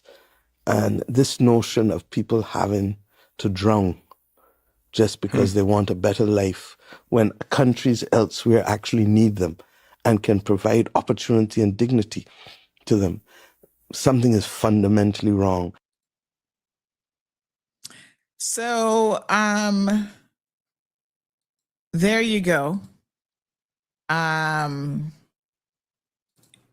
She makes a point, but you have to understand, and she also acknowledges, she said she gets it. Because as Caymanian, we feel the encroachment. Small space, lots of people coming in. And you look at some of these people and your perception is they're doing better than me in my own country. And that shouldn't be. And so there's a lot of questions about why is that? But I also agree with her that although it's natural to feel that way, right? She said she believes a lot of that, especially in the context of certain countries, is actually rooted in racism. And it is, because that's when you look at their policies. Like, they only complain about illegals coming from certain places, and they're only targeting illegals from like Latin America, South America, basically people considered brown people, Black people, Haitians, and so on. They're not looking at the illegals from Europe. Why do you think we never hear anything about illegal people being arrested and targeted that are coming from Europe, from Russia, from all those places? You don't think that they're illegals from those countries as well?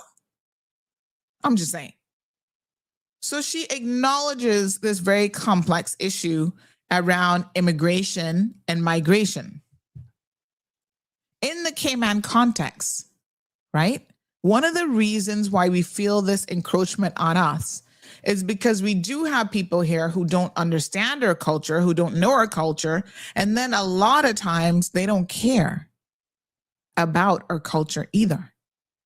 They're just coming here to better their lives. If it's 5 years, 10 years, some might stay longer, some might get that piece of paper, become Caymanians themselves, as long as it's convenient for them. And I always chuckle when I hear an expat who has been here long enough and they've gotten status, then say, oh my God, now that I have status, it's so hard to get a job.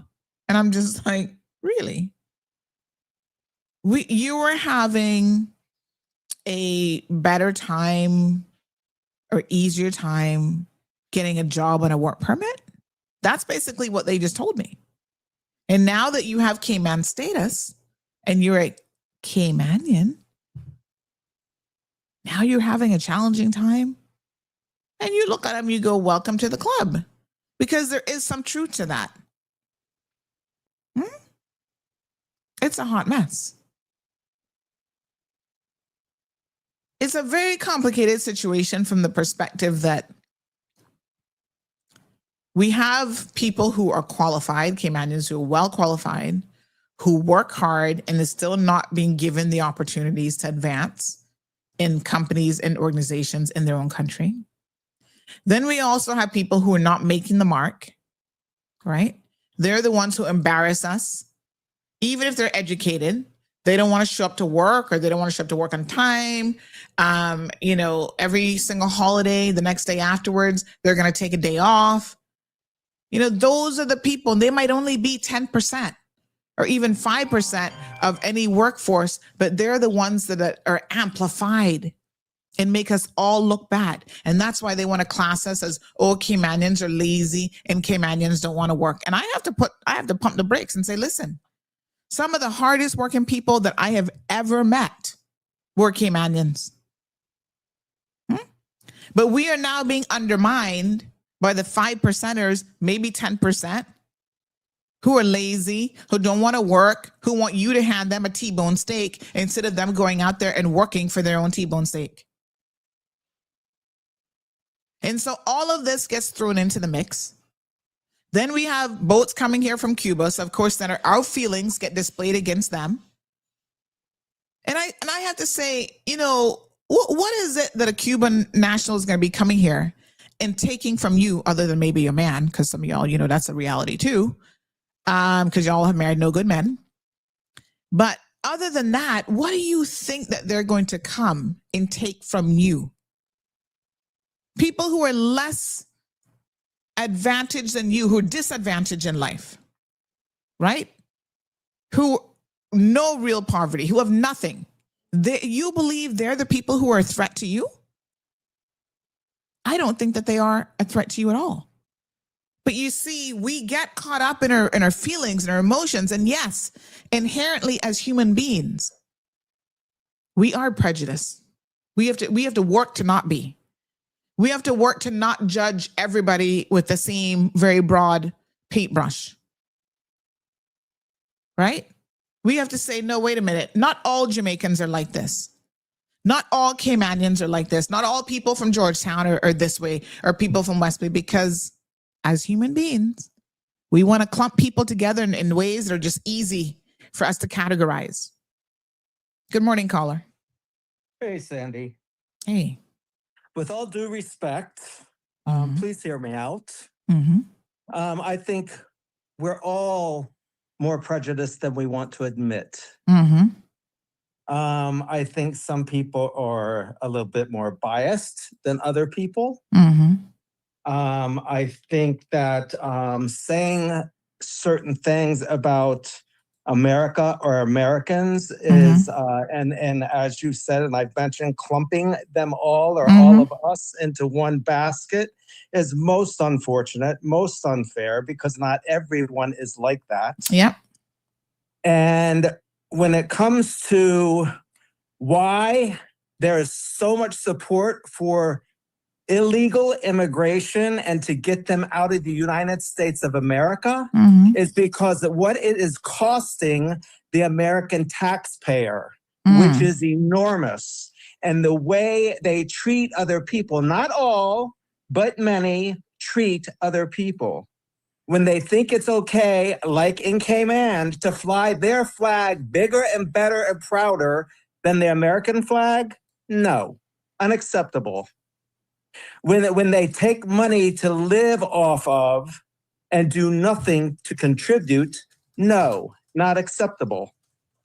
And also, I will say, and I know this for facts, I had a neighbor once upon a time back in the States. It was a married couple.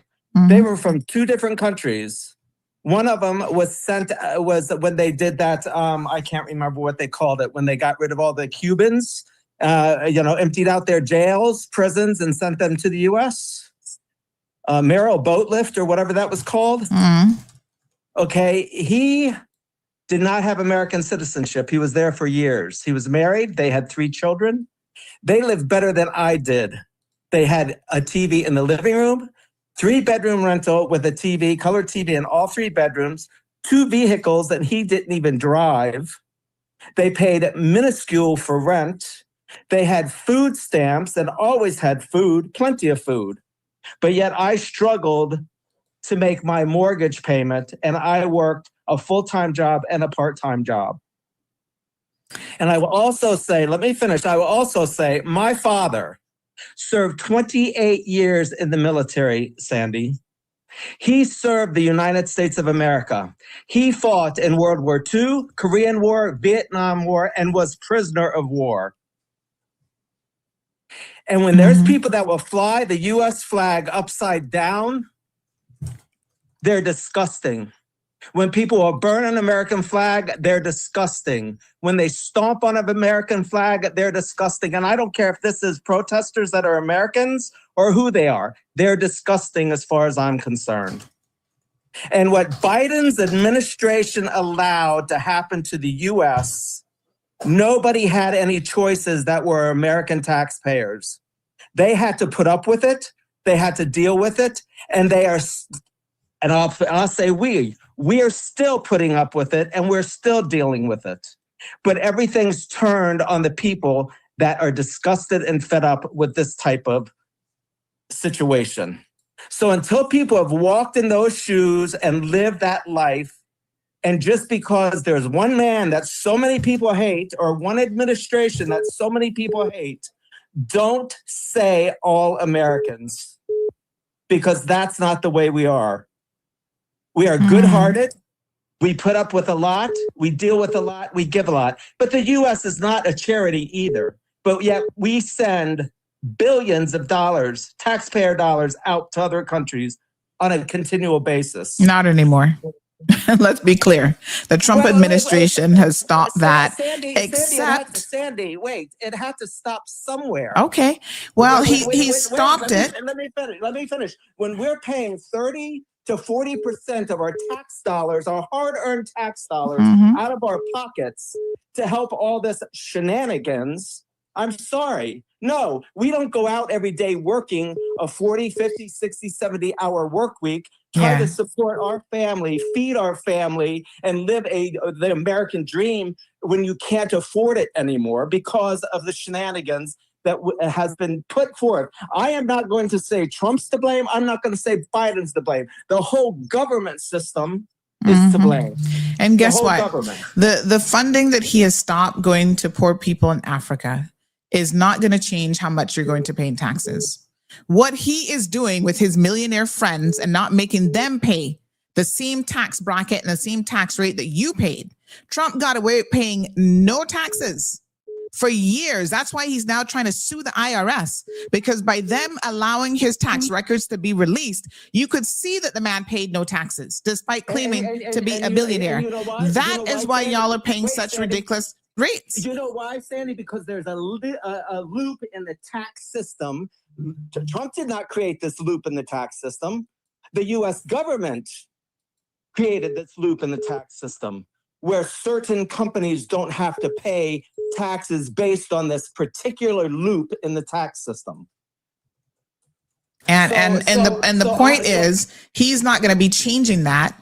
He's actually making it worse, right? He has no desire to change that. He's going to make it worse for you. And here's the other thing that I think you need to do when you talk about migrants in particular and how much they're paying or not paying and how much they're being supported. You need to go and have a look at the taxes that they actually contribute to, the Medicaid, the Medicare, that they will never be able to take advantage of. And they actually contribute to that. They pay taxes and pay into a system, a retirement system that they're not entitled to get any benefits off of. Those are the facts. Well, Sandy, let me make this perfectly clear. I do not disregard immigration. I believe in legal immigration. Come into the country just like I did Cuban, the legal way, the proper way, and did everything I was supposed to do to be able to be here, live here, work here, and thrive here. And that, and if anybody has a problem with the U.S. doing what the U.S. does, well, then let Cayman operate the way the U.S. does and see how Caymanians feel. Open up the borders to Cayman and let everybody and their mother into the country. But Jim, that doesn't make any sense, because when Trump supporters are ready, they say, "Oh, but wait, President Obama deported more people than President Trump has," and that's factually correct. Yeah. So for you to say that nobody else but Trump has been doing this is ridiculous. No one has an issue. I didn't say. Okay, but let me try to clarify something from my perspective, right? No one has an issue with having laws in place, having border control, and saying that if you've come here as an illegal immigrant, you will have to either regularize your situation or leave the country and be deported. It is how, try to understand this, it is how ICE has been weaponized and has been allowed to beat people, to kill people in custody, 35 people last year alone. It is the things that they are permitted to do, how they're doing it, that is the problem. And open up that picture too, Sandy, about how many innocent victims have been killed by illegals. Not as many. I mean, we can go back and forth on this. No, we can simply talk about the facts. To be honest, I mean, there's no back and forth. You know, it's one thing to say, yes, we're not going to have illegal immigrants, but to try to vilify these people, to say they're the ones who are the crime lords and causing all this crime in America, simply isn't true. No, I'm not. make it clear again. I did not say all. Just like I correct. Well, again, I'm not saying all, but I'm talking about majorities here, right? The majority of illegal immigrants are not the ones who are breaking your laws. So what the media does and what the government does is whenever they found, well, I hear you, but listen to me now. When they find one migrant who is like, okay, this person has killed someone, all of a sudden they amplify that as though that person is responsible for killing 1 million people. That's what media does. Well, that's what your leaders do. That's what President Trump. That's what media. That is what President Trump has been doing. That is what his administration has been doing. Meanwhile, it's the average blue-blooded, run-of-the-mill American who's out there shooting up schools, killing children, molesting children, in the whole 9 yards. I'm not saying that immigrants are all perfect and they're all angels. No. But the vast majority of criminals, when you look at the breakdown of who is committing the crimes in the United States of America, it is born Americans, not illegal immigrants. I would like to see, and I'm going to say this, I would like to see the truth of the Epstein files come out, and everybody and anybody that had anything to do with that go to prison. So you're agreeing that President Trump should go to prison because you got enough facts there to make a call on this. Sandy, I am not going to speculate anything. Okay, that ain't speculation, Bobo. Sandy, just like you have said before, everybody is innocent until proven guilty. Okay. In the courts of law. Right. You yourself. Well, let me ask you in the court of public opinion now that we're dealing with, right? Do you really believe that President Trump, who the records reflect that an underage girl was taken to him for 20 minutes in private, what do you think he was doing with an underage girl in his presence at Mar-a-Lago, being brought to him by Epstein personally? You think they were discussing the weather? You think he was trying to teach that child something of value? The same man who has already been sued successfully for raping a woman, who has said publicly that he will grab women by the pussy, who is inappropriate with his own daughters. You actually think that man has a moral compass? I hear you. And just what I said, all governments are guilty. All governments are corrupt. It's just no. But let's not talk about all governments. Let's talk about Donald Trump. No, I am not. No, okay. I am not going to bash one individual because. No, Sandy, you're being unfair right now. No, I don't think I am. But it's okay that Biden goes around touching little girls and sniffing their hair. Touching what little girls? What are you talking about? And taking a shower with his own daughter? Oh my God. Are you serious? Well, that's what's in her book, is it not? I don't know anything about. I've never even heard that before. Okay. All right. Oh, well, okay. And you didn't see on national TV where he was. Well, I can read that. Sniffing their hair. Nope. But I can certainly read the Epstein files, where he constantly lies that he was even friends with the man, that he's never been to Epstein Island, that he wasn't inviting him over to Mar-a-Lago and all this kind of stuff. And the evidence is there. What I just said, Sandy, if the records come out and the records are there. Listen to me. If the records come out and he is charged in the court of law, I support that just like I support any other person on that list that even touched a child. Don't loop me in the bad side of it because I'm not a bad person. I'm not trying to loop you into anything. I'm just saying you're trying to defend something here, and no, defend. I'm not defending. How did I defend him? Well, it sounds like you're trying to defend him to me. Okay, well, that's your interpretation, but I am not defending Donald Trump. I am not his cheerleader, and I've never been his cheerleader. I think he's an arrogant son of a bitch. But I'm not going to sit here with a clear conscience and guilt this individual until I have the proof that he has been charged and he goes to prison just like the rest of them. And it's not just Donald Trump in that government. It's not just Donald Trump in that government that's on that list. Yeah. There are many, many names, many, many billionaires, many, many government officials that are on that list. So if we're going to go after, let's go after them all. All right. And that's what I'm tired about the government and Pam Bondi and talking about all this BS and not, they've got a mouthful. They've got a mouthful, but they're not doing anything about it. It's a bunch of lip service that people are getting, and people are getting sick and tired of it, as I am getting sick and tired of listening to all this lip service, and nothing is actually being done. And why? Because it's government and they protect each other. Both the left and the right, they protect each other. So if I'm going to sit here and cheer on the left, no. Am I going to sit here and cheer on the right? No. Because they're both guilty of sin and they're both corrupt as sin. All right. Leave me there. We got another caller trying to get on. Thank you very much. Like I said, Sandy, this was all due respect. Yeah, no. I mean, it was, everybody has the right to their own absolutely opinion. And as far as I'm concerned, it has nothing against you or the way you feel or nothing like that. Absolutely. I think we're always been on good standing, and I wish to continue it to be that way. Absolutely. We just have a different opinion on this, but that's fine. Yes. Thank you, darling. Okay. All right. Bye-bye. Good morning, caller.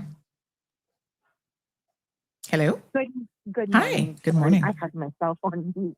I just want to say that no one standard of innocence or guilty should rely upon any judicial system. Here's a story. You can have someone who entered into sexual assault, rape of a minor, and it was caught on camera, and it's plain as day. The video is complete evidentiary proof that this situation occurred. However, the way that video was obtained and presented in the court was illegal. Therefore, that may be the one single piece of evidence that allows that individual to go free because of a technicality. So at no time, innocent until proven guilty is a saying, correct, but it doesn't mean innocent until proven guilty necessarily in a court of law. Because the public domain can certainly determine that somebody is guilty of something, but the system and the way that the legal system works can end up having to exonerate that individual because acquit that individual, whatever it is, simply because of the laws and the way they're written and the way that procedures are done. So let's just keep that in mind, that we don't, if there's enough evidence out there to state, show, prove something, it doesn't necessarily mean that we have to to a court of law. Let's be honest too, right? Before we determine that. And that's all I just wanted to say. And that goes for everything, not even just this individual situation. Right. Let me just say this as well. For anyone who thinks that this administration is going to do a single thing to President Trump, right? While he's in office, they are beyond delusional. He will not be held accountable. So saying that, I'm going to wait for him to be charged and found guilty, that is not going to happen while he's there. He was already found guilty of other stuff in a court of law, and look at what he has done. He's trying to erase that. If he could pardon himself, he would have done that already. He's taken people who were found guilty in a court of law and undone every single thing by pardoning them, by giving them clemency, whatever. And some of them turned right back around and did the exact same thing again. We have one right now.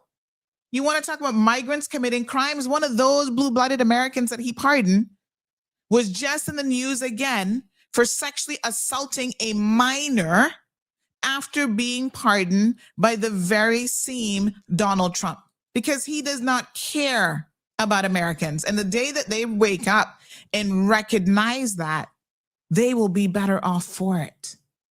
So they can whitewash this any way that they want about, he's innocent until proven guilty. I'm a firm believer in the judicial system, but I am also very, very cognizant and aware that the rules that apply to me and you, even in the judicial system, do not apply to the likes of Donald Trump. And it is what it is. His name is called, you know, they've redacted so much of those files, right?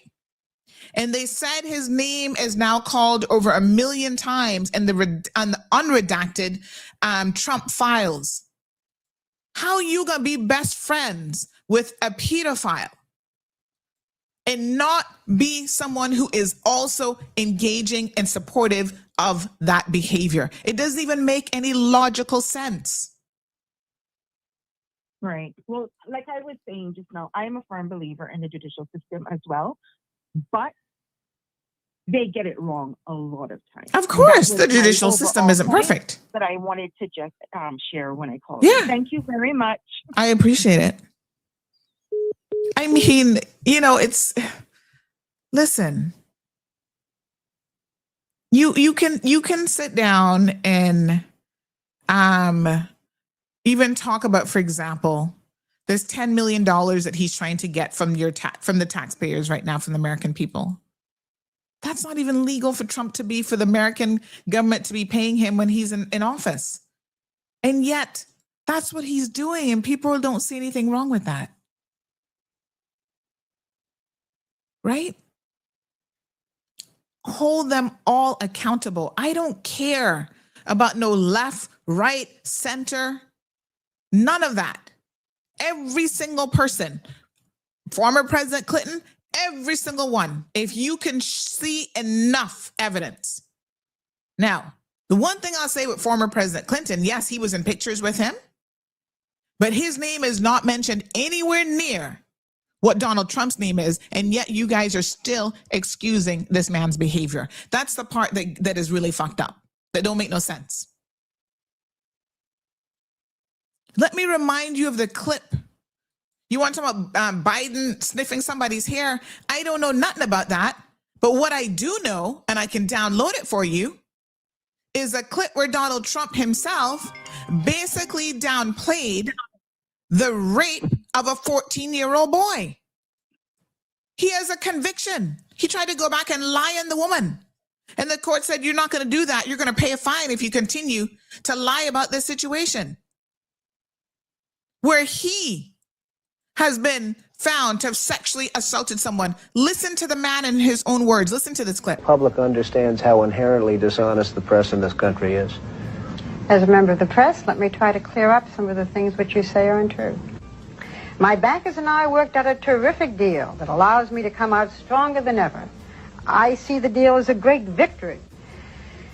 Being on the verge of bankruptcy, being bailed out by the banks. Well, you don't have to say on the skating on thin ice and almost drowning.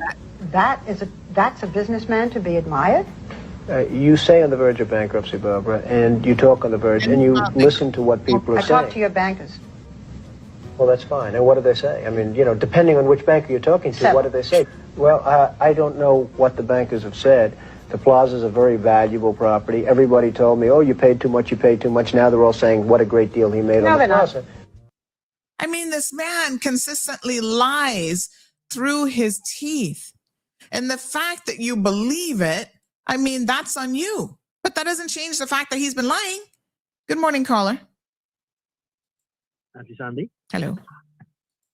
Stuck in traffic. Not sure what happened on the roads this morning, but it's chaotic. So it's been interesting listening to you argue with your callers. I hope that I am not treated in a similar manner this morning. I'd like to. Nobody not arguing with nobody. We're having a discussion. No, you and Jim wasn't arguing. No. Not at all. That was a pleasant conversation, an exchange of views. I wanted to bring back the focus to Cayman and some of the points that you were making earlier. I agree with a lot of what you said, but I think the concern of many Caymanians, and I'll just speak for myself right now, is if we are anticipating a barrage of new sort of persons flooding the island because they're leaving their home jurisdictions and so on and so forth, yes, you have to commend the minister and the team responsible for border control in preparing for that. But I think the bigger question is, if you look at the total population of Cayman and call it 90,000 people right now, there's about 40,000 work permits. Let's say there's 25 to 30,000 Caymanians, whether that be generational or Caymanians that have acquired via status and so on and so forth. We are largely in the minority. The reason why I'm making that point is because I understand that we have asylum laws and we have conventions that we've signed up to via the UK where we have to do certain things to protect those that are at risk and those that come seeking asylum because of their situation at home is very, very dire. However, when you get to Cayman and you are now, you got Caymanian, the rights to stay as a result of the asylum process and so on and so forth. You remember the gentleman that was in the middle of town and the one that basically lost his mind when he was being videotaped and so on and so forth? I don't think we do a robust enough job of vetting who these people are.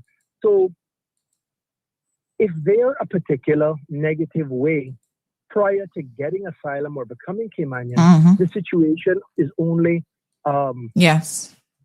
And listen, let's be very clear. In relation to that particular individual, I have said that they have made a mistake allowing him to get asylum. Now, I don't know what his application said and how it was granted, but he is beyond an agitator. He commandeered a ship in Cayman waters, and this man did not go to jail for that. No, I agree with you 100%. If he could do that, like what else is he up to? And I just think that's a failure by the system or the process. But the larger point that I was going to make, if you are seeking asylum because of your political beliefs and the dangers that you face at home, how did some of these people travel back home? Because you came here saying, I cannot go back home. It's too dangerous. And that is why, once again, we have brought that up numerous times right here on this show. And the government, the deputy governor, was listening. And they have now since changed the legislation that allows them to review people who've gotten political asylum over a particular, space of time. Review it on a regular, I think is every 3 years.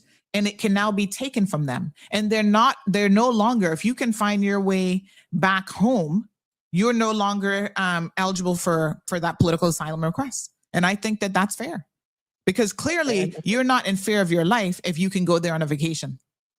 Rightfully so. Second point that I was going to make, if you are lucky enough to stay in Cayman because you've received your asylum request has been approved, how is it some of these people don't work, don't speak English, not trying to integrate into the community and live a better life than multi-generational Caymanians that born here, from here, that died here, yet the system seems to ensure that those that are the recipients of this gift of asylum have a better circumstance than many people that you and I know. And all I'm saying is I have no apologies to make about being pro-Caymanian. And if we're going to look after people, let's try to look after our own first, because there's not that many of us, okay?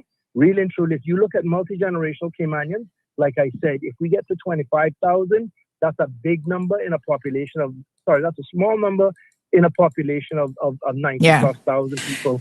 And what irks me is we find the means to make everybody else on the system feel comfortable and have a better situation. Yet you can go down to any district right now, any crack, any crevice, and there's a grandmother who is there.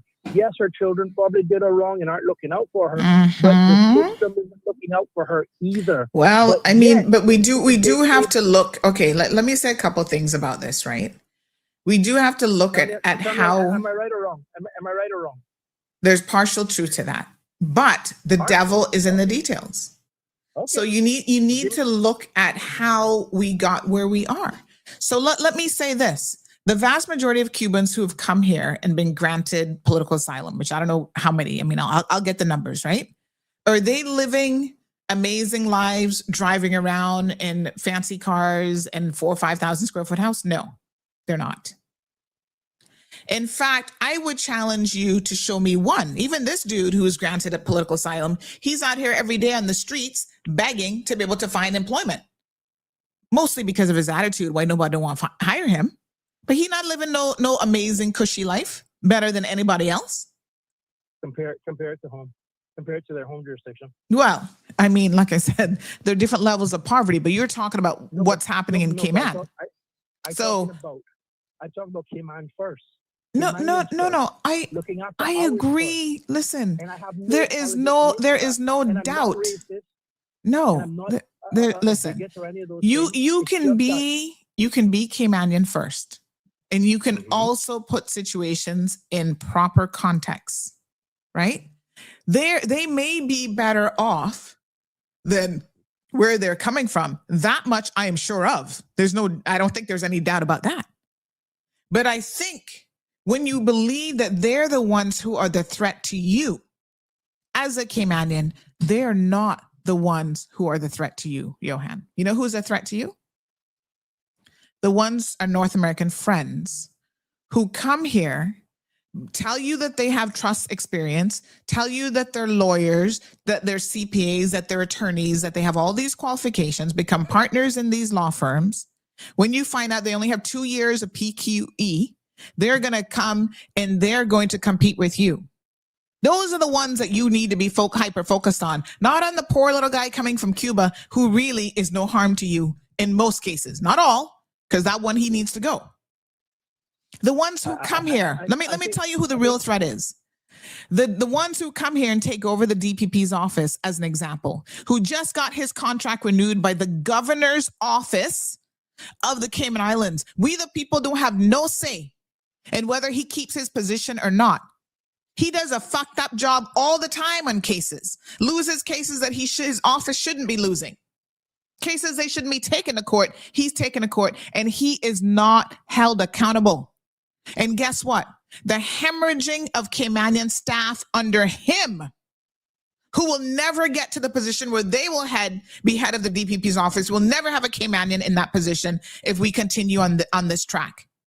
Right? We'll never have a Caymanian chief justice. We will never have, finally we got chief of police. Right? Well, finally got one. Chief justice. We have a Cayman chief justice because if you have status, well, okay. Fair enough. And I take nothing away from Margaret Ramsey. She's well qualified, and I'm very, very proud of her. But I think you also understand the point that I'm trying to make is that there's a lot of roadblocks in our way.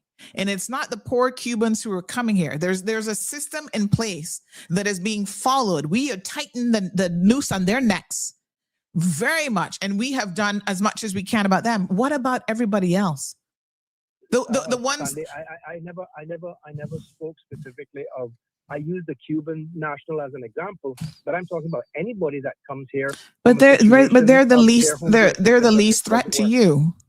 They're not the ones coming and sitting in your office saying, "Oh, they're a lawyer, and then you must teach them how to do all the company registration stuff so they can take your job by next month."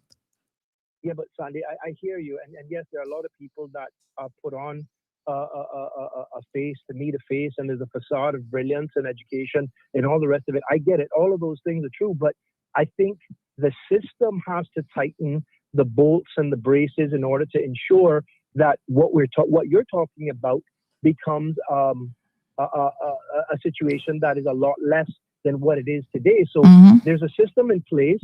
If there's the political will and people are prepared to support the changes that are necessary in order to ensure that these things don't happen. Yes, because we have a lot of people that are fraudulent and embellish, their abilities and so on and so forth. But at the same time, at least we know of a system. All I'm saying is, whatever the system is, and if it's in corporate Cayman, if it's on a work site, if it's a domestic helper, if it's somebody looking for work or anything, all I'm saying is we got to do a better job of figuring out who, what, and why we allow them to stay in Cayman. Because you might not think it's a threat to me or anybody else, but I'm telling you, There is zero integration. There is zero respect for Caymanians. They're merely here to take what they can take. And it's the equivalent of being a blood-sucking vampire. And we sit back and we complain on the radio, but we don't hold the people that are responsible for making decisions. And I'm not talking about just politicians, because we can change out politicians every 4 years by voting them out. But we don't change the main players in the system that have supported a system that has failed and is failing and creaking by over the last 20, 25, 30 years. So all I'm saying is, let's have a holistic conversation about the type of Cayman that we want with the type of people that deserve to be here. Because if you can suck off the system and get better support in your circumstance as a asylum seeker, you can't tell me that we can't do a better job of looking after the people that are indigent, that are old, that are needing the assistance. And yes, their families have to do better, but all I'm talking about is look after us, your own first, and then let's help the world. And I mean, we're on the same page. I mean, I don't have a problem with that. We're always on the same page, except when you bring I don't have any issues with that, Johan. I think that's where we are. But I'm also very cognizant of, we tend to blame people who are not even the ones who are the threat to us. I just finished blaming a bunch of Caymanians that are in charge of departments and politics, and you talking about I blame an expatriate? No, that's not what I said. I said we often blame people who are no threat to us, and that's where you join the conversation. I mean, rightfully, you've put the responsibility now on the leadership of this country, which they're the ones who set the policy and who protect the people. It's not just the elected leadership, because the politicians and ministers come and go, but the same people that run a division, run a department, run a ministry, they stay, and the nonsense continues for years and decades after decades. And that's all I'm saying. Like, if we don't love each other and look out for each other and protect each other in Cayman, everybody's going to come and eat our lunch. And then we're going to be on the radio talking about it. That's all I'm asking. And I support a lot of what you say. And when you and I have arguments, it's always colorful and good. But, let's fix us and our people before we start becoming so worldly that we're helping everybody else and forgetting our own. That's the end of my message. I hope you have a great day. Brownies with nuts for Nico would go a long way this weekend because it's Valentine's Day. Okay. Bye-bye. Thank you. Bye-bye. Bye. Yeah, listen. I think the oversimplification sometimes, and we're all guilty of this, of it's us versus them.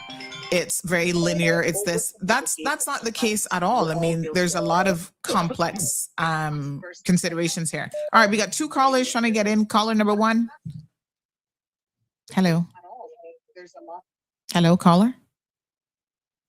Hello. Yeah, morning, Sandra. Yes, morning. How are you doing? Not bad. How are you? Yeah, I'm thankful. Yes. Yeah, I just would like to comment on what Johan was just saying.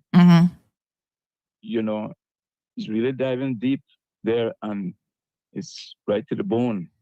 What he's saying, that we change the players, but the game goes on when it comes to elections and, actually selecting new governments. Because the main cast is still there. So it's more than just superficial. It's further down than what we really think it is.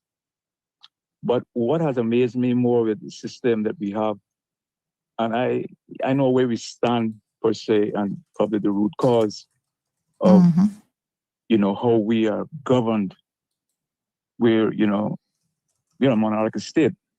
Let's get that straight. I mean, there's no way around that. We're a colony, right? And in many instances, it seems like we have been recolonized. So I always used to look at governors as, say, match referees for good governance. But it seems like that is not really the case in many instances. I'll give you a prime example of how I can, just openly say that. Look at when the LGBT rights, anything else that goes and came on, governors never seem to get, I thought they would intervene in something that they got to know it's not right. Maybe I don't know enough about the system right down to see how, dirty the water can get.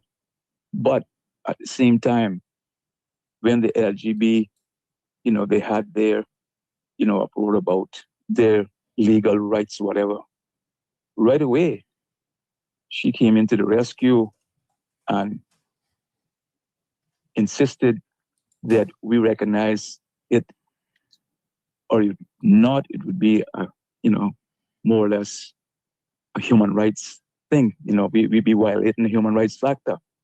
She was quick to come to that. But it doesn't seem like they're quick to come to anything else that is in the judicial system, just like what we were talking about with the things that, this man has been appointed, apparently, and his record is terribly scratched up and scored.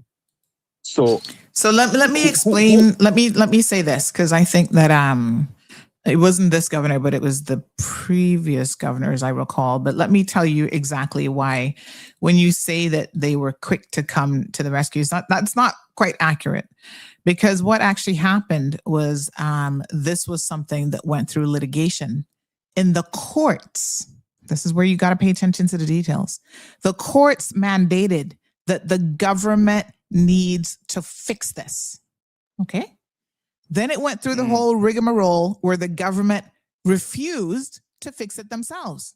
They wouldn't fix it. So as a last resort, when you have a mandate from the court, you don't take that lightly, that your laws are incompatible with human rights. And so the governor, yes, at that point stepped up and said, the legislators have determined that they're not going to fix it. Nothing will ever change. So now I have an international obligation.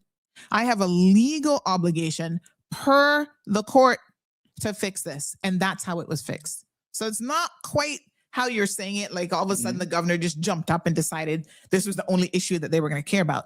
This went through years of litigation. And in fact, when it first went to Alden McLaughlin, he ignored it. When Chantel and her wife messaged him and said, listen, we just want the same rights in terms of like insurance and being able to, if something happened to me, my spouse can make a decision, or my partner can make a decision about my care and whatever. We've adopted a child. We want that child to have rights in this country, et cetera, et cetera. He ignored them. So this wasn't a jump up situation. This was years of litigation back and forth. So that's a very different situation. You understand? Yeah, but it's all interconnected. And I'm going to tell you why. What you just said, yeah, the facts, I can recall that myself. But let's look at it from this angle. Do you ever wonder why the politician stayed to the point where they didn't intervene? Well, I wonder, especially when some of them are LGBTQ themselves. No, don't stick a pin in it. Admit the truth. Because enough of them sitting right there doing the exact same thing, right? You got former leaders of government business from the District of West Bay offering men $1,000 for a friggin' blowjob. And then they want to get up and sing in church and pretend like they're holier than thou, and they want to judge people in that community. They need to shut up because they have no standing. There's something wrong with them. They're not willing to admit who they are. And then they're the same ones sending out voice notes, hating on that portion of the community, talking foolishness about the good Lord and this and that. And let's pray that never comes to Cayman. Well, that same Braca female that was sending out these voice notes, where was she when she down in some other woman pom in the Braca? Because everybody doesn't know the stories. When she was turning out women because they had man shortage in the Braca and all kind of foolishness you can hear. We need to stop as a community. We need to stop lying to ourselves and lying to each other. Everybody has skeletons in the closet. This is not about skeletons. This is about people who that is who they are, right? But yet they want to deny other people the right to simply live their own lives honestly. But Sandra, at the same time, politics is a popular contest. Maybe why they didn't intervene, because can you imagine someone, it's a very unpopular issue here. Now you're getting to the heart of it. Right? So we go based on popularity. That's true. But, well, see, this is the thing, what I'm saying. Why they didn't do it? So it had to take the government to do it. You know why? So the spotlight wouldn't be on them. We couldn't criticize them for such leakage. So, you know, it's the scheme of things, you know what I'm saying? And it's more than what meets the eye many times. I know this is down, you know, run right down through the membranes of our society. Let me tell you something you probably don't know. Back where the Legislative Assembly is, Parliament is, there was a little park there called Princess Royal Park. And back, I think it was the late 60s to early 70s, there was 2 people from the UK. And they used to ride around on a double bicycles then. That they were popular in tourists, you know, their, you know, excursion, recreational trips. And these 2 men, they were middle-aged men, would be doing everything and anything that a male and female would do in general public. And that came on then as so strange, you know what I'm saying? It was like, we couldn't relate to that. But I'm saying all that to say that type of behavior was totally accepted in the UK from, you know, hell was hatches way back when. So you imagine now how it is now.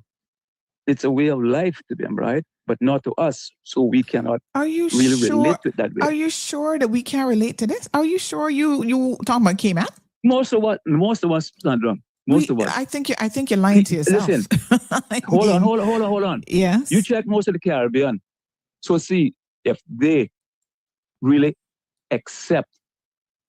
It's a defilement to most Caribbean countries. Well, that's because Caribbean outright shows we have double standards though, because everybody can think of the fact that everybody has one or more in the family. 1 in 4 people are gay. So first Sandra, if you took a status right now, the average Caymanian, and ask them if they are in support of man marrying an ex-man. No. That's not what I'm saying though.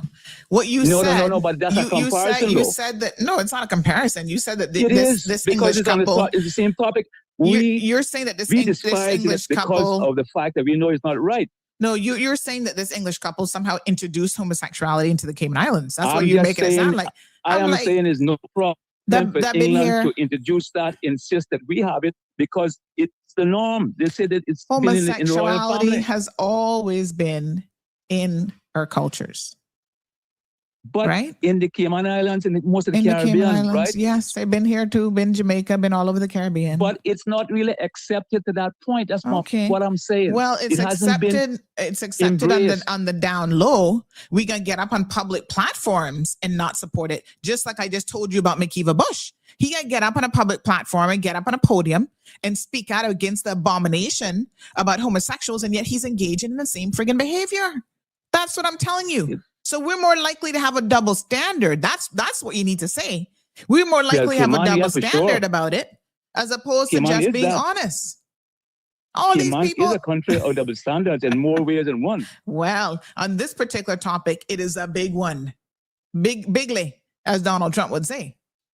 So, I mean, I hear you. It's not ever going to be outwardly supported. Most people can be like, no. And behind closed doors, that's all they be doing.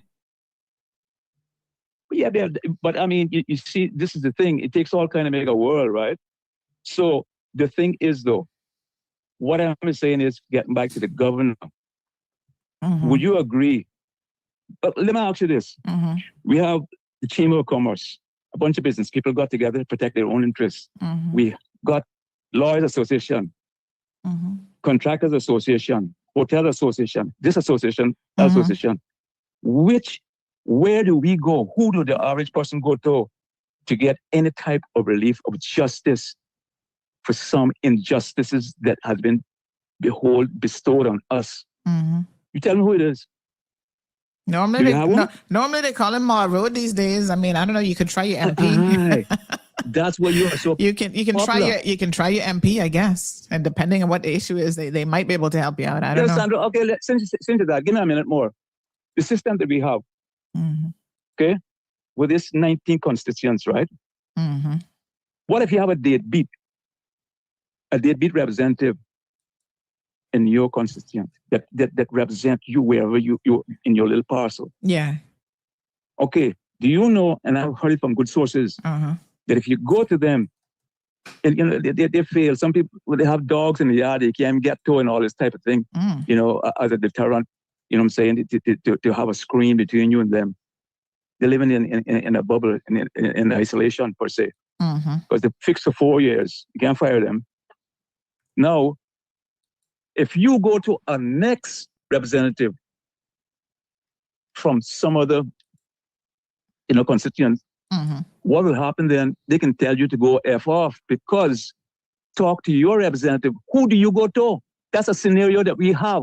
So what we should really have here, and Kimanian should wake up to, what we need here is a national vote, that if someone in East End can address an issue here in West Bay, they are more, focused on their particular district or their particular constituent. But it should be a national vote, because if they move a motion to affect me in West Bay, why shouldn't I be able to vote for them in East End? This place is too. We swallowed that bait, hook, line, and sinker. But the Cayman people learns hard, because we're so passive. We haven't had to fight for anything over the last 50 years, right? It fell in our lap, and it's been good, but it's mostly been bad at the same time, because he hasn't prepared us for the real world and what's about to come. As I said before, Sandra, in the airport, the only thing that is lacking there is to put a sign up that says, "Welcome to the Cayman Islands. Come on, come all, do as you please," because it seems to be unconditional in many instances. If someone can get off a boat or a plane this morning, and by this evening they catching fish they born last night to subsidize their diet at our expense, what do you think going to really happen to us? Not in the near future. We will become a place of desolate. Yes, man, you need some strict guards at the gate. And I agree, the problem didn't start with this government, but they are the government that can fix them, because it's high noon that this happens. We really have some serious crossroads in this country, much more than the average person can think. We're in dire straits. Actually, let's call it paradise. But it's no point of having paradise too if I can't afford to live in it either. You ever thought about that? Of course. Okay. Brother, you're doing a good job. And I don't know what Cayman would do without you. We come from the same sign, so. I appreciate it, my darling. No, I mean, it's a fight. And listen to me. I'm with you up to a certain point. Now, we do have to remember that the governor has to be fair to her, she also have restrictions, because she was even challenged on that. And I don't think it was her. I think it was under the previous governor. But anyway, when I said the governor, I mean the position was also challenged, right? So she knows what her role is, and she knows what the role of the elected representatives are. And 97.2% of what we need to do in this country are through our elected representatives. Now, this NCFC government, they've been in for a year. We have to give them an opportunity, because there's a lot of moving parts. But I think, to be fair, so far they've been doing a decent job. So let's continue to give them the opportunity. Yeah. They seem to be much more proactive than the reactive governments we had over the past. Yeah. Because that is one thing that I've found too. So Andrea, just let me stick a pin for 1 second, and let me see if I can consolidate just up something I just want to say as a message to the people of the Cayman Islands. Some years back, we had a petition for high fuel prices. And the committee gathered at the Georgetown Town Hall on a market day. But If it had been a sunny day, it probably would have made a difference. With 26 people, I myself garnered over 1,000 signatures. Mm-hmm. We went down to the Legislative Assembly, stone's throw away, with almost 15,000 signatures in a wheelbarrow. And the politicians, they were waiting on us out on the patio over there. And before I really got that close up to them, I could see and feel, that you mean you all come and challenge us on this kind of issue with 24 people? Well, we had a lady who was of Interage. She was very vocal. She went up to the then minister of that portfolio, who was Kurt Tibbetts, and asked him directly, when something can be done about this? When something can be done? What we can expect from this now? And he said, oh, today we're going to start working that from today. Well, they say, the rest is history and that natural death. What happened was they moved a motion to put high visible signs outside the premises of these fuel retailers that would be very visible to oncoming motorists. That's how far that went. But I'm only saying all that to say, if that 26 people had been 260 or more, maybe we wouldn't be paying the high prices of fuel and everything else that comes under that today. So people in Cayman need to know that it's time to assemble yourselves on causes that means a lot for you, your children's children. Because if not, the old adage of Caymanian, proverb is dog eat our supper. And Sandra, thank you, my dear. You stay blessed. I appreciate it. Thank you so much. Yes, nice. All right, we're going to do one more call, and then I think I got a meeting coming up. Let me just check my calendar. I'm pretty sure that's happening this morning. So I got to get ready to hit the road. Someone says, morning, you talked about Barbados elections already. No, they won all 30 seats. Wow. Okay. That's a landslide. Has any country ever done that before? And what happens if there's no opposition?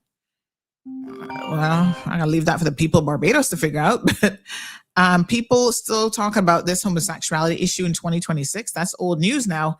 Accept it and move on. We have bigger issues to deal with. That was one person there. Good morning, caller.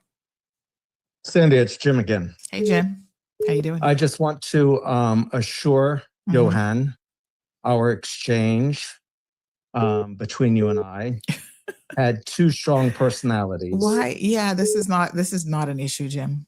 If we all thought the same way, what a boring show it would be and what a boring life it would be. So we can have adult enough conversations to agree to disagree. With conviction. I like you and I respect you. And hey, I'm part of your audience. I'm part of a voice. And the show is called Cold Hard Truth. And I want to participate and continue participating. But just do me a favor, make Johan a pan of brownies and everything will be good. That's always his end game. Trust me. He claims that they're for his son Nico, but I know better. Nico sometimes doesn't even get the brownies. Here's the trick. We have one more caller that was trying to call in. We'll take that call. Never let Johan get his hands on the brownies first. Because low key, as soon as you hand them to Johan start eating the brownies right away. He not even driving out of my driveway good and he's already eating the brownies.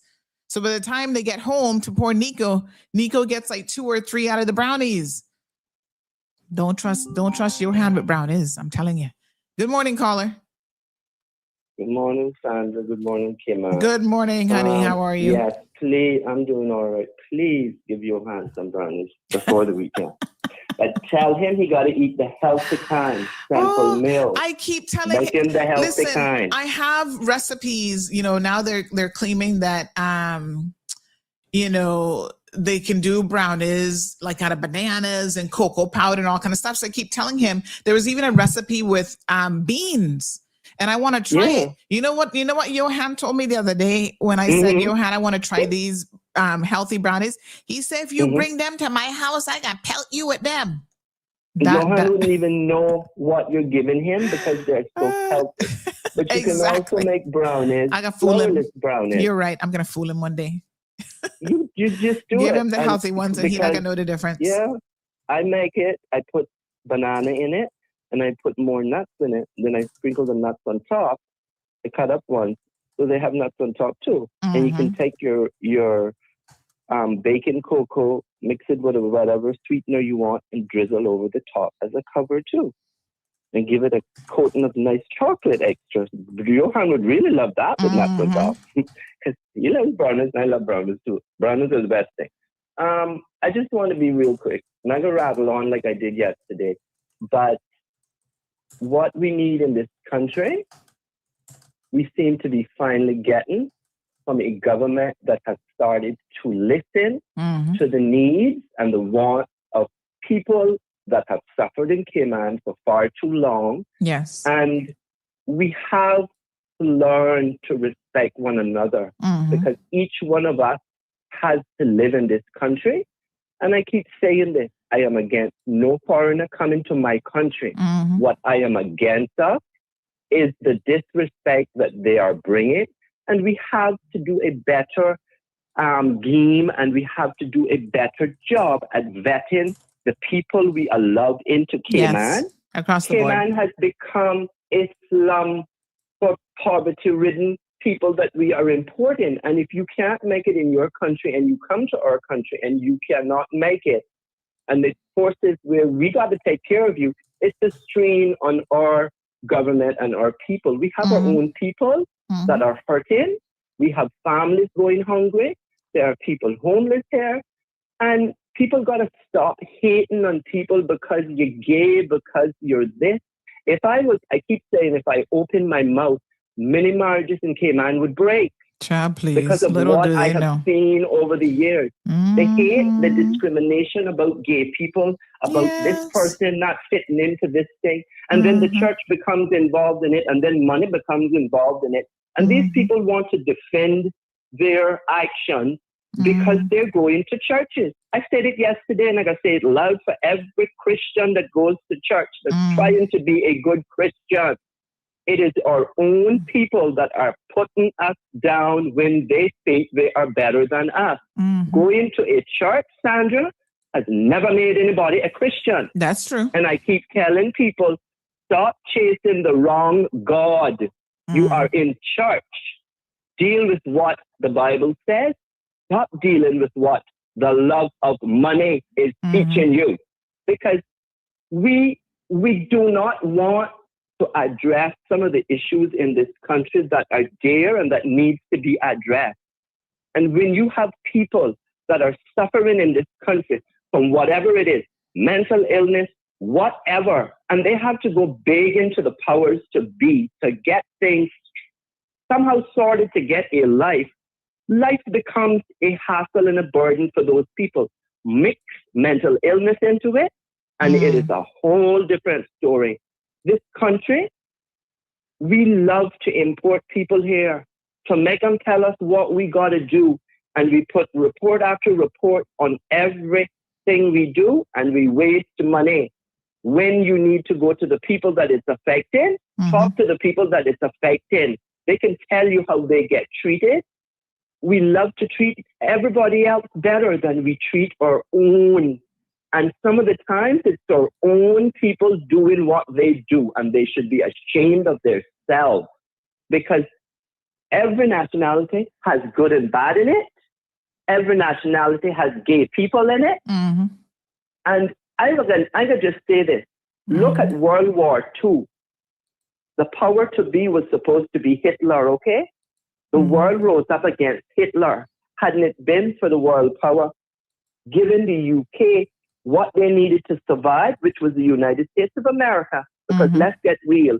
If the United States did not provide the UK to fight a war, we would have been communists the whole world today. But the world powers have changed.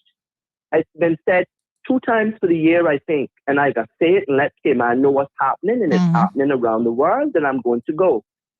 The world did a global reset during World War II. What was at the front of the global reset was immigration. Because when the Jews realized what Hitler was doing all over Europe, a lot of them got out of there and they went to Palestine. That's how Israel was created, through dividing Palestine, to give the Israelites, the Jews, a home. People need to listen to history. The world was reset fighting World War II.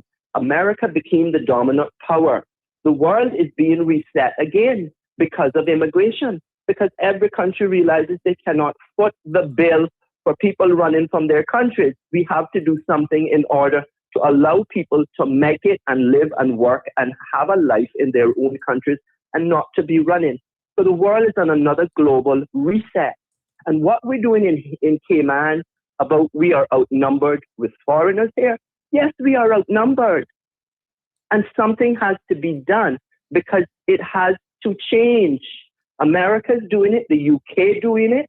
When people come and they bring their nastiness and they're living together in 4 and 6 and 10 in one room, you're bringing down the country.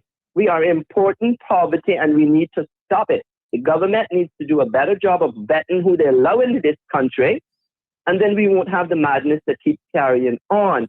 But it comes down to respecting. Caymanians got to learn to respect one another. Start helping your fellow Caymanians. Stop mashing up on somebody because if Sandra can afford a BMW and you can't, you're going to get one just to prove the point. The point is we have to become our own people's keepers, because any one of us can fall from our high platform grade down to nothing one day. And, absolutely. And we all are made by one maker. So why is the divide between Caymanians? We should stop dividing ourselves, stick up for one another, come together and let us all put our little 2 cents into the pot to do it, to better Cayman and Caymanians, because we have to live here. Anyone that comes here that don't want to stay here can pack up and go. And if Caymanians cannot live and survive in their country, then something has to be done. And I applaud the government for starting it, the NCFC, but there are still powers at play that would love to break up what is being done in that House of Parliament. And I'm going to leave it here. Parliament is coming back into session on March the 4th. I keep urging people, learn and listen to when it's in session. Listen to the accounts committee. Listen to what is being done, because they are trying to fix a ship that is almost sunk. Because why? We as Caymanians have allowed people to come here to this paradise and tell us what we can, what we can't, and where we can't walk. And part of that, they keep telling you can't walk on the beach. But I leave it here. The beach is mine. I can go anytime. This is not the good land of Jamaica, which we all have ties to at some point in our lives. They can't go to their beaches. We can still go to ours. We have to fight every fight and every battle. And as Caymanians, we must learn to respect one another, because that is not bought in any supermarket. And common sense, we're all born with a little. And we all have our own opinion. We're all made different. But at the end of the day, if you really love Cayman, you need to start respecting each other and start to live together and stop fighting one another down. Because the people that come in here, they already, half of them don't care about that. They only here for the almighty dollar, for the love of money. Caymanians, this is home. Start protecting it and start respecting one another, because at the end of the day, we are all stuck here. And this is a place that I keep telling people, when you are given the chance of a lifetime for a work permit, take it for what it is. Don't come here and disrespect Cayman or my people. But in order to do that part, Caymanians got to start respecting each other and realize none of us are the same. We are all born different. And if you have and continue to have families that continue to go on this narrative about this one is this and they don't fit into this, and you can't go to this church because you're gay, but the people will blow you on the road and wave you for years. Those type of things are real in Cayman. I have a set of people that waves at me in West Bay, but big up in the church, and the church broke up from down by the foray. I don't care who likes me. You cannot be a Christian and hating on people because you do not think that people deserve a right to live just because they are gay or they do not fit in to your demeanor because they don't talk the way you talk. They don't look the way you talk. Let me tell you, I'm going to leave it here. Some of these Caymanians breaking down the church doors, they don't need to break down church doors because their front and their backs were hotter when they were younger than us out here. But yet they want to criticize us and put us down. And we have to stop the hate, the discrimination, about if you can't come to my church. What? You want him to come to church with me? We have to stop it. The churches have become a money-making gimmick in this country, and I will say it again. There is no coffin that can hold a church. There is no coffin that can hold a piece of property or a piece of a house. And if you think you're carrying it with you, well, when your day come that you got die, I wonder, you're going to be like the man who told his wife, honey, I want you to please promise me you're going to bury me with all of my money. The woman told him, you know what she told him? Yes, I'm going to bury you with all your money. She wrote the check and then she put it in. You know what she told him? Now I'm going to spend some of that money that you wouldn't spend on me while you were alive. That's what she told him. There are many of those in Cayman. There are many people breaking down the church doors, Sandra. And I keep telling it, and I said it yesterday to 2 Caymanian women who have done me wrong. They can keep breaking down the church doors. They can keep breaking down the church. Going to church does not make anybody a Christian. It is what is in your heart, what you believe in, and the way you carry yourself. And if you show people one faith and you are breaking down a church door and you're showing others, your own people, a different faith, what are you? In the public opinion, you are a hypocrite.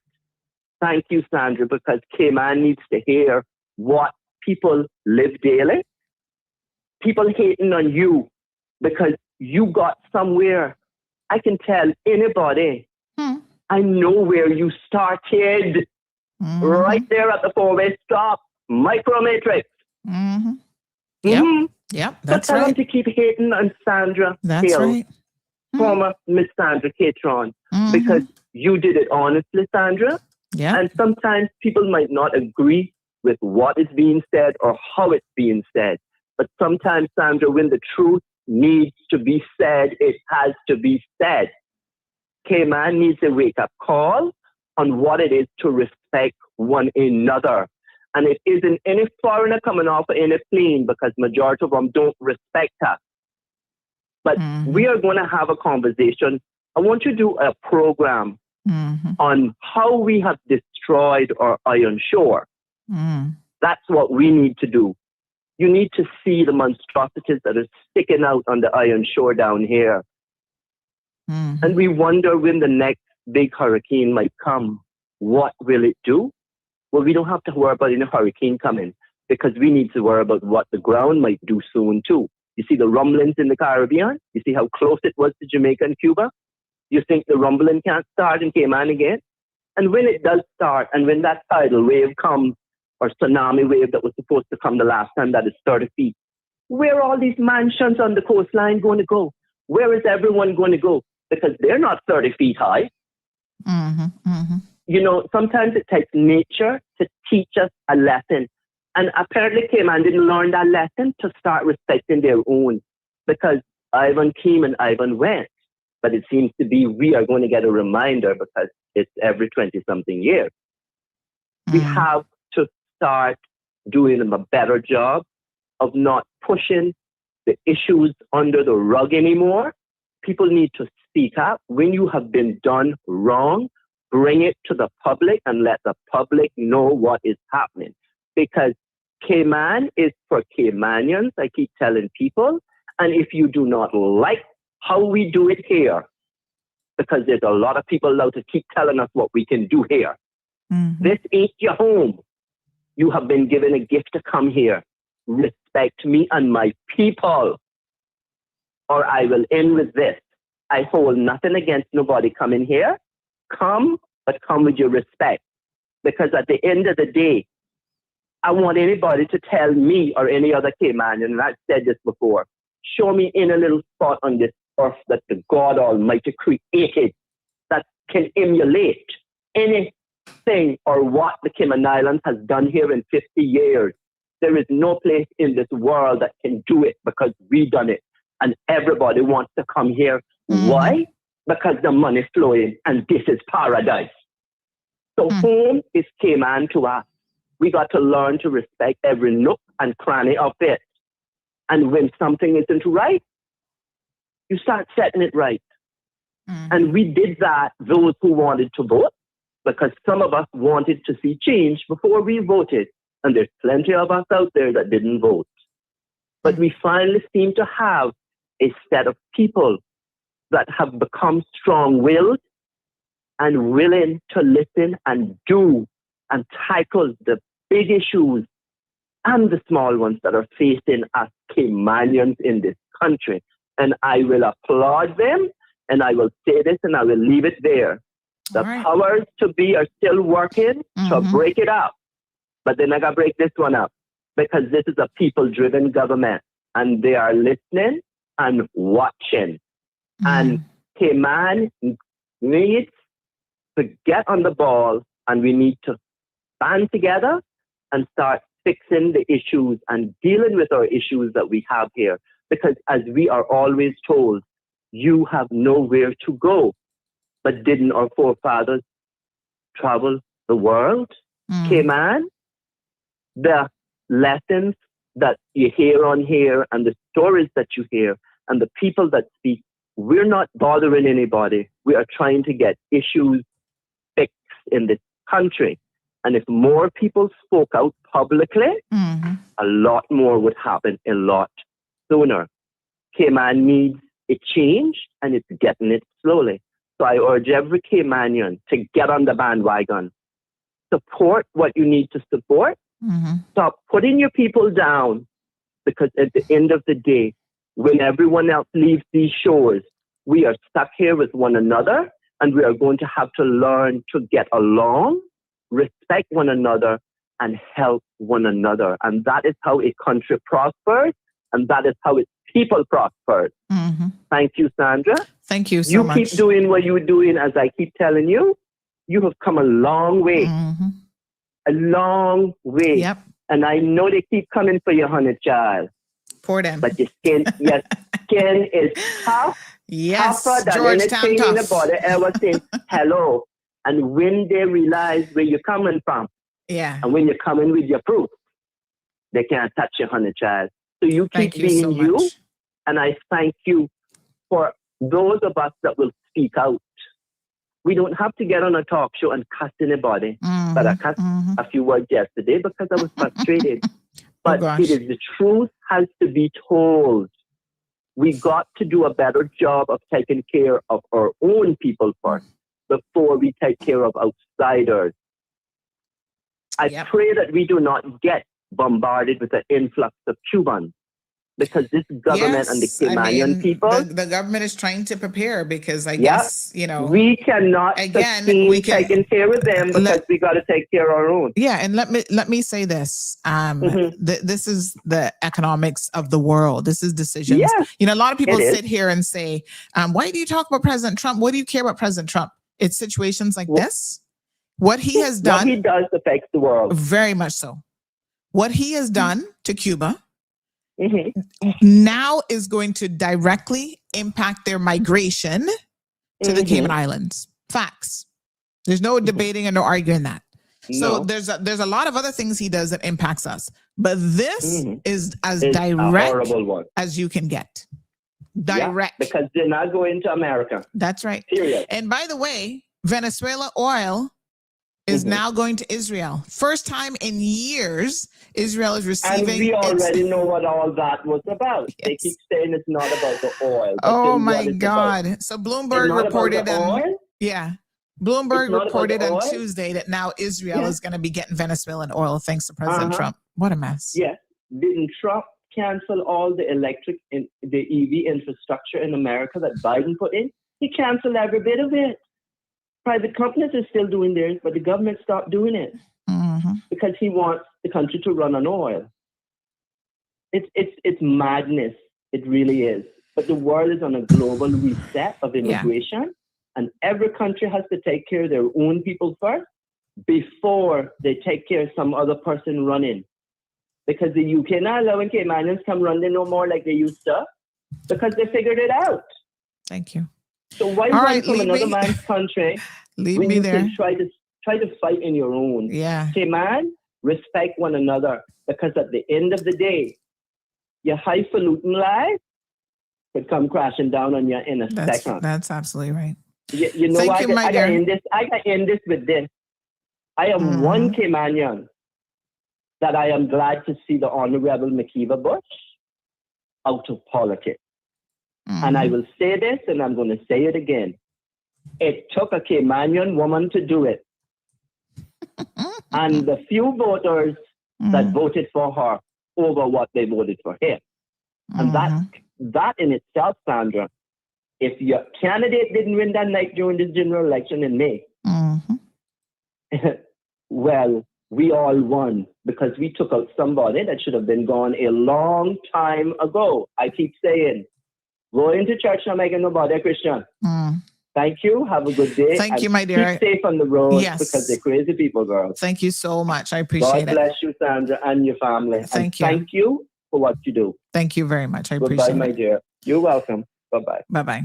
All right, folks, we're going to have to wrap up the discussion, but I can tell you what, you want to tune in early tomorrow because I see somebody sending me a message saying, Sandy, political turmoil. Got your message loud and clear. Apparently, MP Kenneth Bryan is doing a survey about the government. So we are going to discuss that.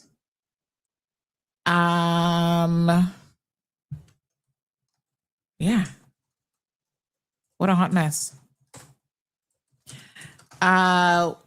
It's an interesting question that he's asking. So let's get that on the discussion table, and we'll go from there. Oh, look, this morning I got some graded assignments for my tutorials. Not my exam yet. I guess they're still grading the exams.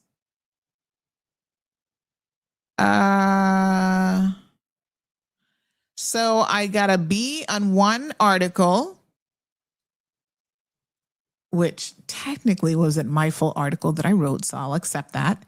And then the one that I wrote, which was an editorial piece, I got an A- on that one.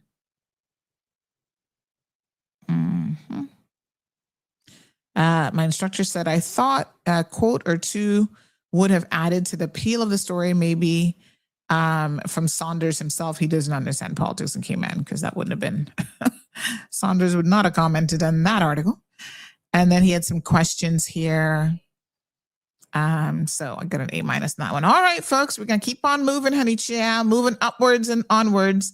As the last callers say, some of y'all just seeing the journey now, but you're just seeing the results now, but you don't know where the journey began. I'm so glad he acknowledged way back when I started as an entrepreneur, all the way back in 2000. Jesus, that's 26 years now. My Lord. Long, long time. Wow. Yeah.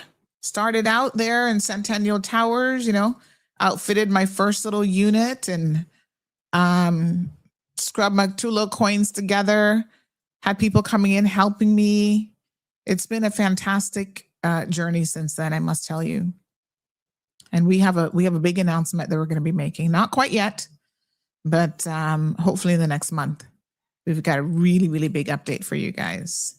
So thank you so much, Miss Ann. Thank you very, very much. So yeah, we've come a long way, baby, and we ain't stopping now. And that's why the haters, I can't pay them no mind. Child, they take too much energy. The energy that I even take responding to them, I'm like, oh, I could be focusing on something that is actually going to benefit my life, like moving the agenda forward. I can't help them. What are they gonna do to you? Can't take no bread out of my basket. So I ain't have business with them. Stay focused, folks. That's what you got to do. Level up. The one bit of advice I want to give Caymanians, every single day, somebody else just send me something about Kenneth again. Lord Jesus, not gonna be tomorrow's topic. The one piece of advice that I was gonna give you is never let somebody be able to step to you. Young people, come close, because I need this message to get into your little heads. Never let anybody be able to step up to you and say you're not qualified, you don't know what you're doing, no. The least you can do, hear me good, the least you can do is get that little piece of paper to shut them up. I don't need no more pieces of paper, as you can see, where is it? Over, no, this side, over here. I got all kind of certificates. I haven't even put the bachelor's degree anywhere in the wall, but these are the law ones. Law ones up there. And this is the master's over here. All kind of certificates, more certificates than Quaker got oats. And I'm 50-something years old. What do I need another piece of paper for? It's to make those naysayers STFU. That's what this is really all about. Shut up. Right? Oh, she not a real journalist. So when I get that piece of paper now from the London School of Journalism, what y'all gonna say then? I'm just saying. Ain't not that hard. So don't ever let them come for you about you not qualified. Get the friggin' qualifications and shut them up and keep it moving. It's not gonna impact my bag. I can still make money, whether I had it or didn't have it. Right? But maybe it'll make them feel better. I'll cover another wall. I'll put it on the door or something, like underneath the Cayman Mall Road sign. That'll make them feel better. Just let them know you're not a fool. Mm-hmm. God gave you the ability. God gave you the brains. You're a born Caymanian, and you're not stupid. So make sure that they understand that you know a thing or two. And if it means getting that little piece of paper to make them happy, we can do that. Then not a problem. Okay, honey, chill. Thank you. CE Bank says, amen. Give yourself a kaboom. Appreciate it. We getting there. We studying hard, using the premenopausal brain to get it done, one way or the other. All right, beautiful people. I got an 11:30 meeting today. I am traveling tomorrow, but I will have a show. We're going to have a full show tomorrow. Don't worry about it. And then next week, I'm going to take my gear. I got to figure out what gear I'm taking with me and stuff. I'm trying to decide. And we're going to have the show on the road. So I will be traveling. And yeah, I'm going to have my stuff with me. I need to make some decisions about the gear though, because I know I got one piece coming and then I got to decide about this board. Anyway, we'll be good. We'll be good. We'll get it all sorted out for Monday. And then, yeah. All right, beautiful folks. See you tomorrow. Tomorrow we'll be talking politics because, ooh, honey child, y'all done gone and get it started. Kenneth Bryan in the house. Kenneth said, I can make y'all, I can stir the pot, give y'all something to talk about. Well, we're here for it. We are here for it. Morning, Sandy. Sounds like Kenneth is trying his hardest to disrupt this government. Another one says he's on the prowl. Kenneth on the prowl. Lord Jesus. Miss Virgilina Hawkins says Caymanian warfare or welfare is another side of the government governance. Okay. Jim says, good show, Sandy. Thank you. Thank you. Hello, Miss Anita. All right. Bless, folks. Have a beautiful day. There's no need to abuse people. Whatever your immigration policies are, you can do things humanely. This is where I'm at, right? I'm not saying throw open your borders. No, I'm saying that I support, and I see the Democrats. Funny enough, like I said, I don't deal with parties, but I do see that the Democrats are demanding some ICE to approve ICE funding. They're demanding these things. Setting aside that they're Democrats, I agree with all of this stuff. Bar agents from entering private property without a judicial warrant. Well, they're not supposed to do that. Bar agents from wearing masks and military style uniforms. Require agents to wear ID and body cams. There's a camera that caught them throwing a woman in a cell and making her hit her head on something and almost killing the woman. And the funny thing about that is most of those things, that was in a detention center, most of the things are not caught on camera, but that one was. They're killing people. Require agents to wear, so body cams, absolutely. Restrict where and how agents can operate. Ensure states and local jurisdictions can investigate and prosecute potential crimes. So how can you kill somebody and then the federal government say, no, shut it down, no investigation? That's not right. New rules on using force and detention. Fire Kristi Noem, her neck on the chopping block already. And remove agents from Minnesota to show good faith. Just minimum standards, that's all. Minimum standards on how you treat people. Even prisoners deserve to have minimum standards. And they've committed a crime. And I don't believe that you should be abusing them, beating them up and all that kind of stuff. No. Minimum standards. Same thing with illegal migrants. Because some of them, they're picking up not even migrants or illegal. They're American citizens. All right, folks. See you mañana. Have a beautiful day. Thank you for tuning in to another episode of The Cold Hard Truth on Bobo 89.1 FM. Cayman's #1 talk show is live weekdays from 7:30 a.m. Never miss an episode again. Watch anytime on CMR's Facebook and YouTube channels for the latest show episodes. Don't forget to follow us online on our social media channels. And visit CaymanMarlRoad.com for all the latest news and community happenings.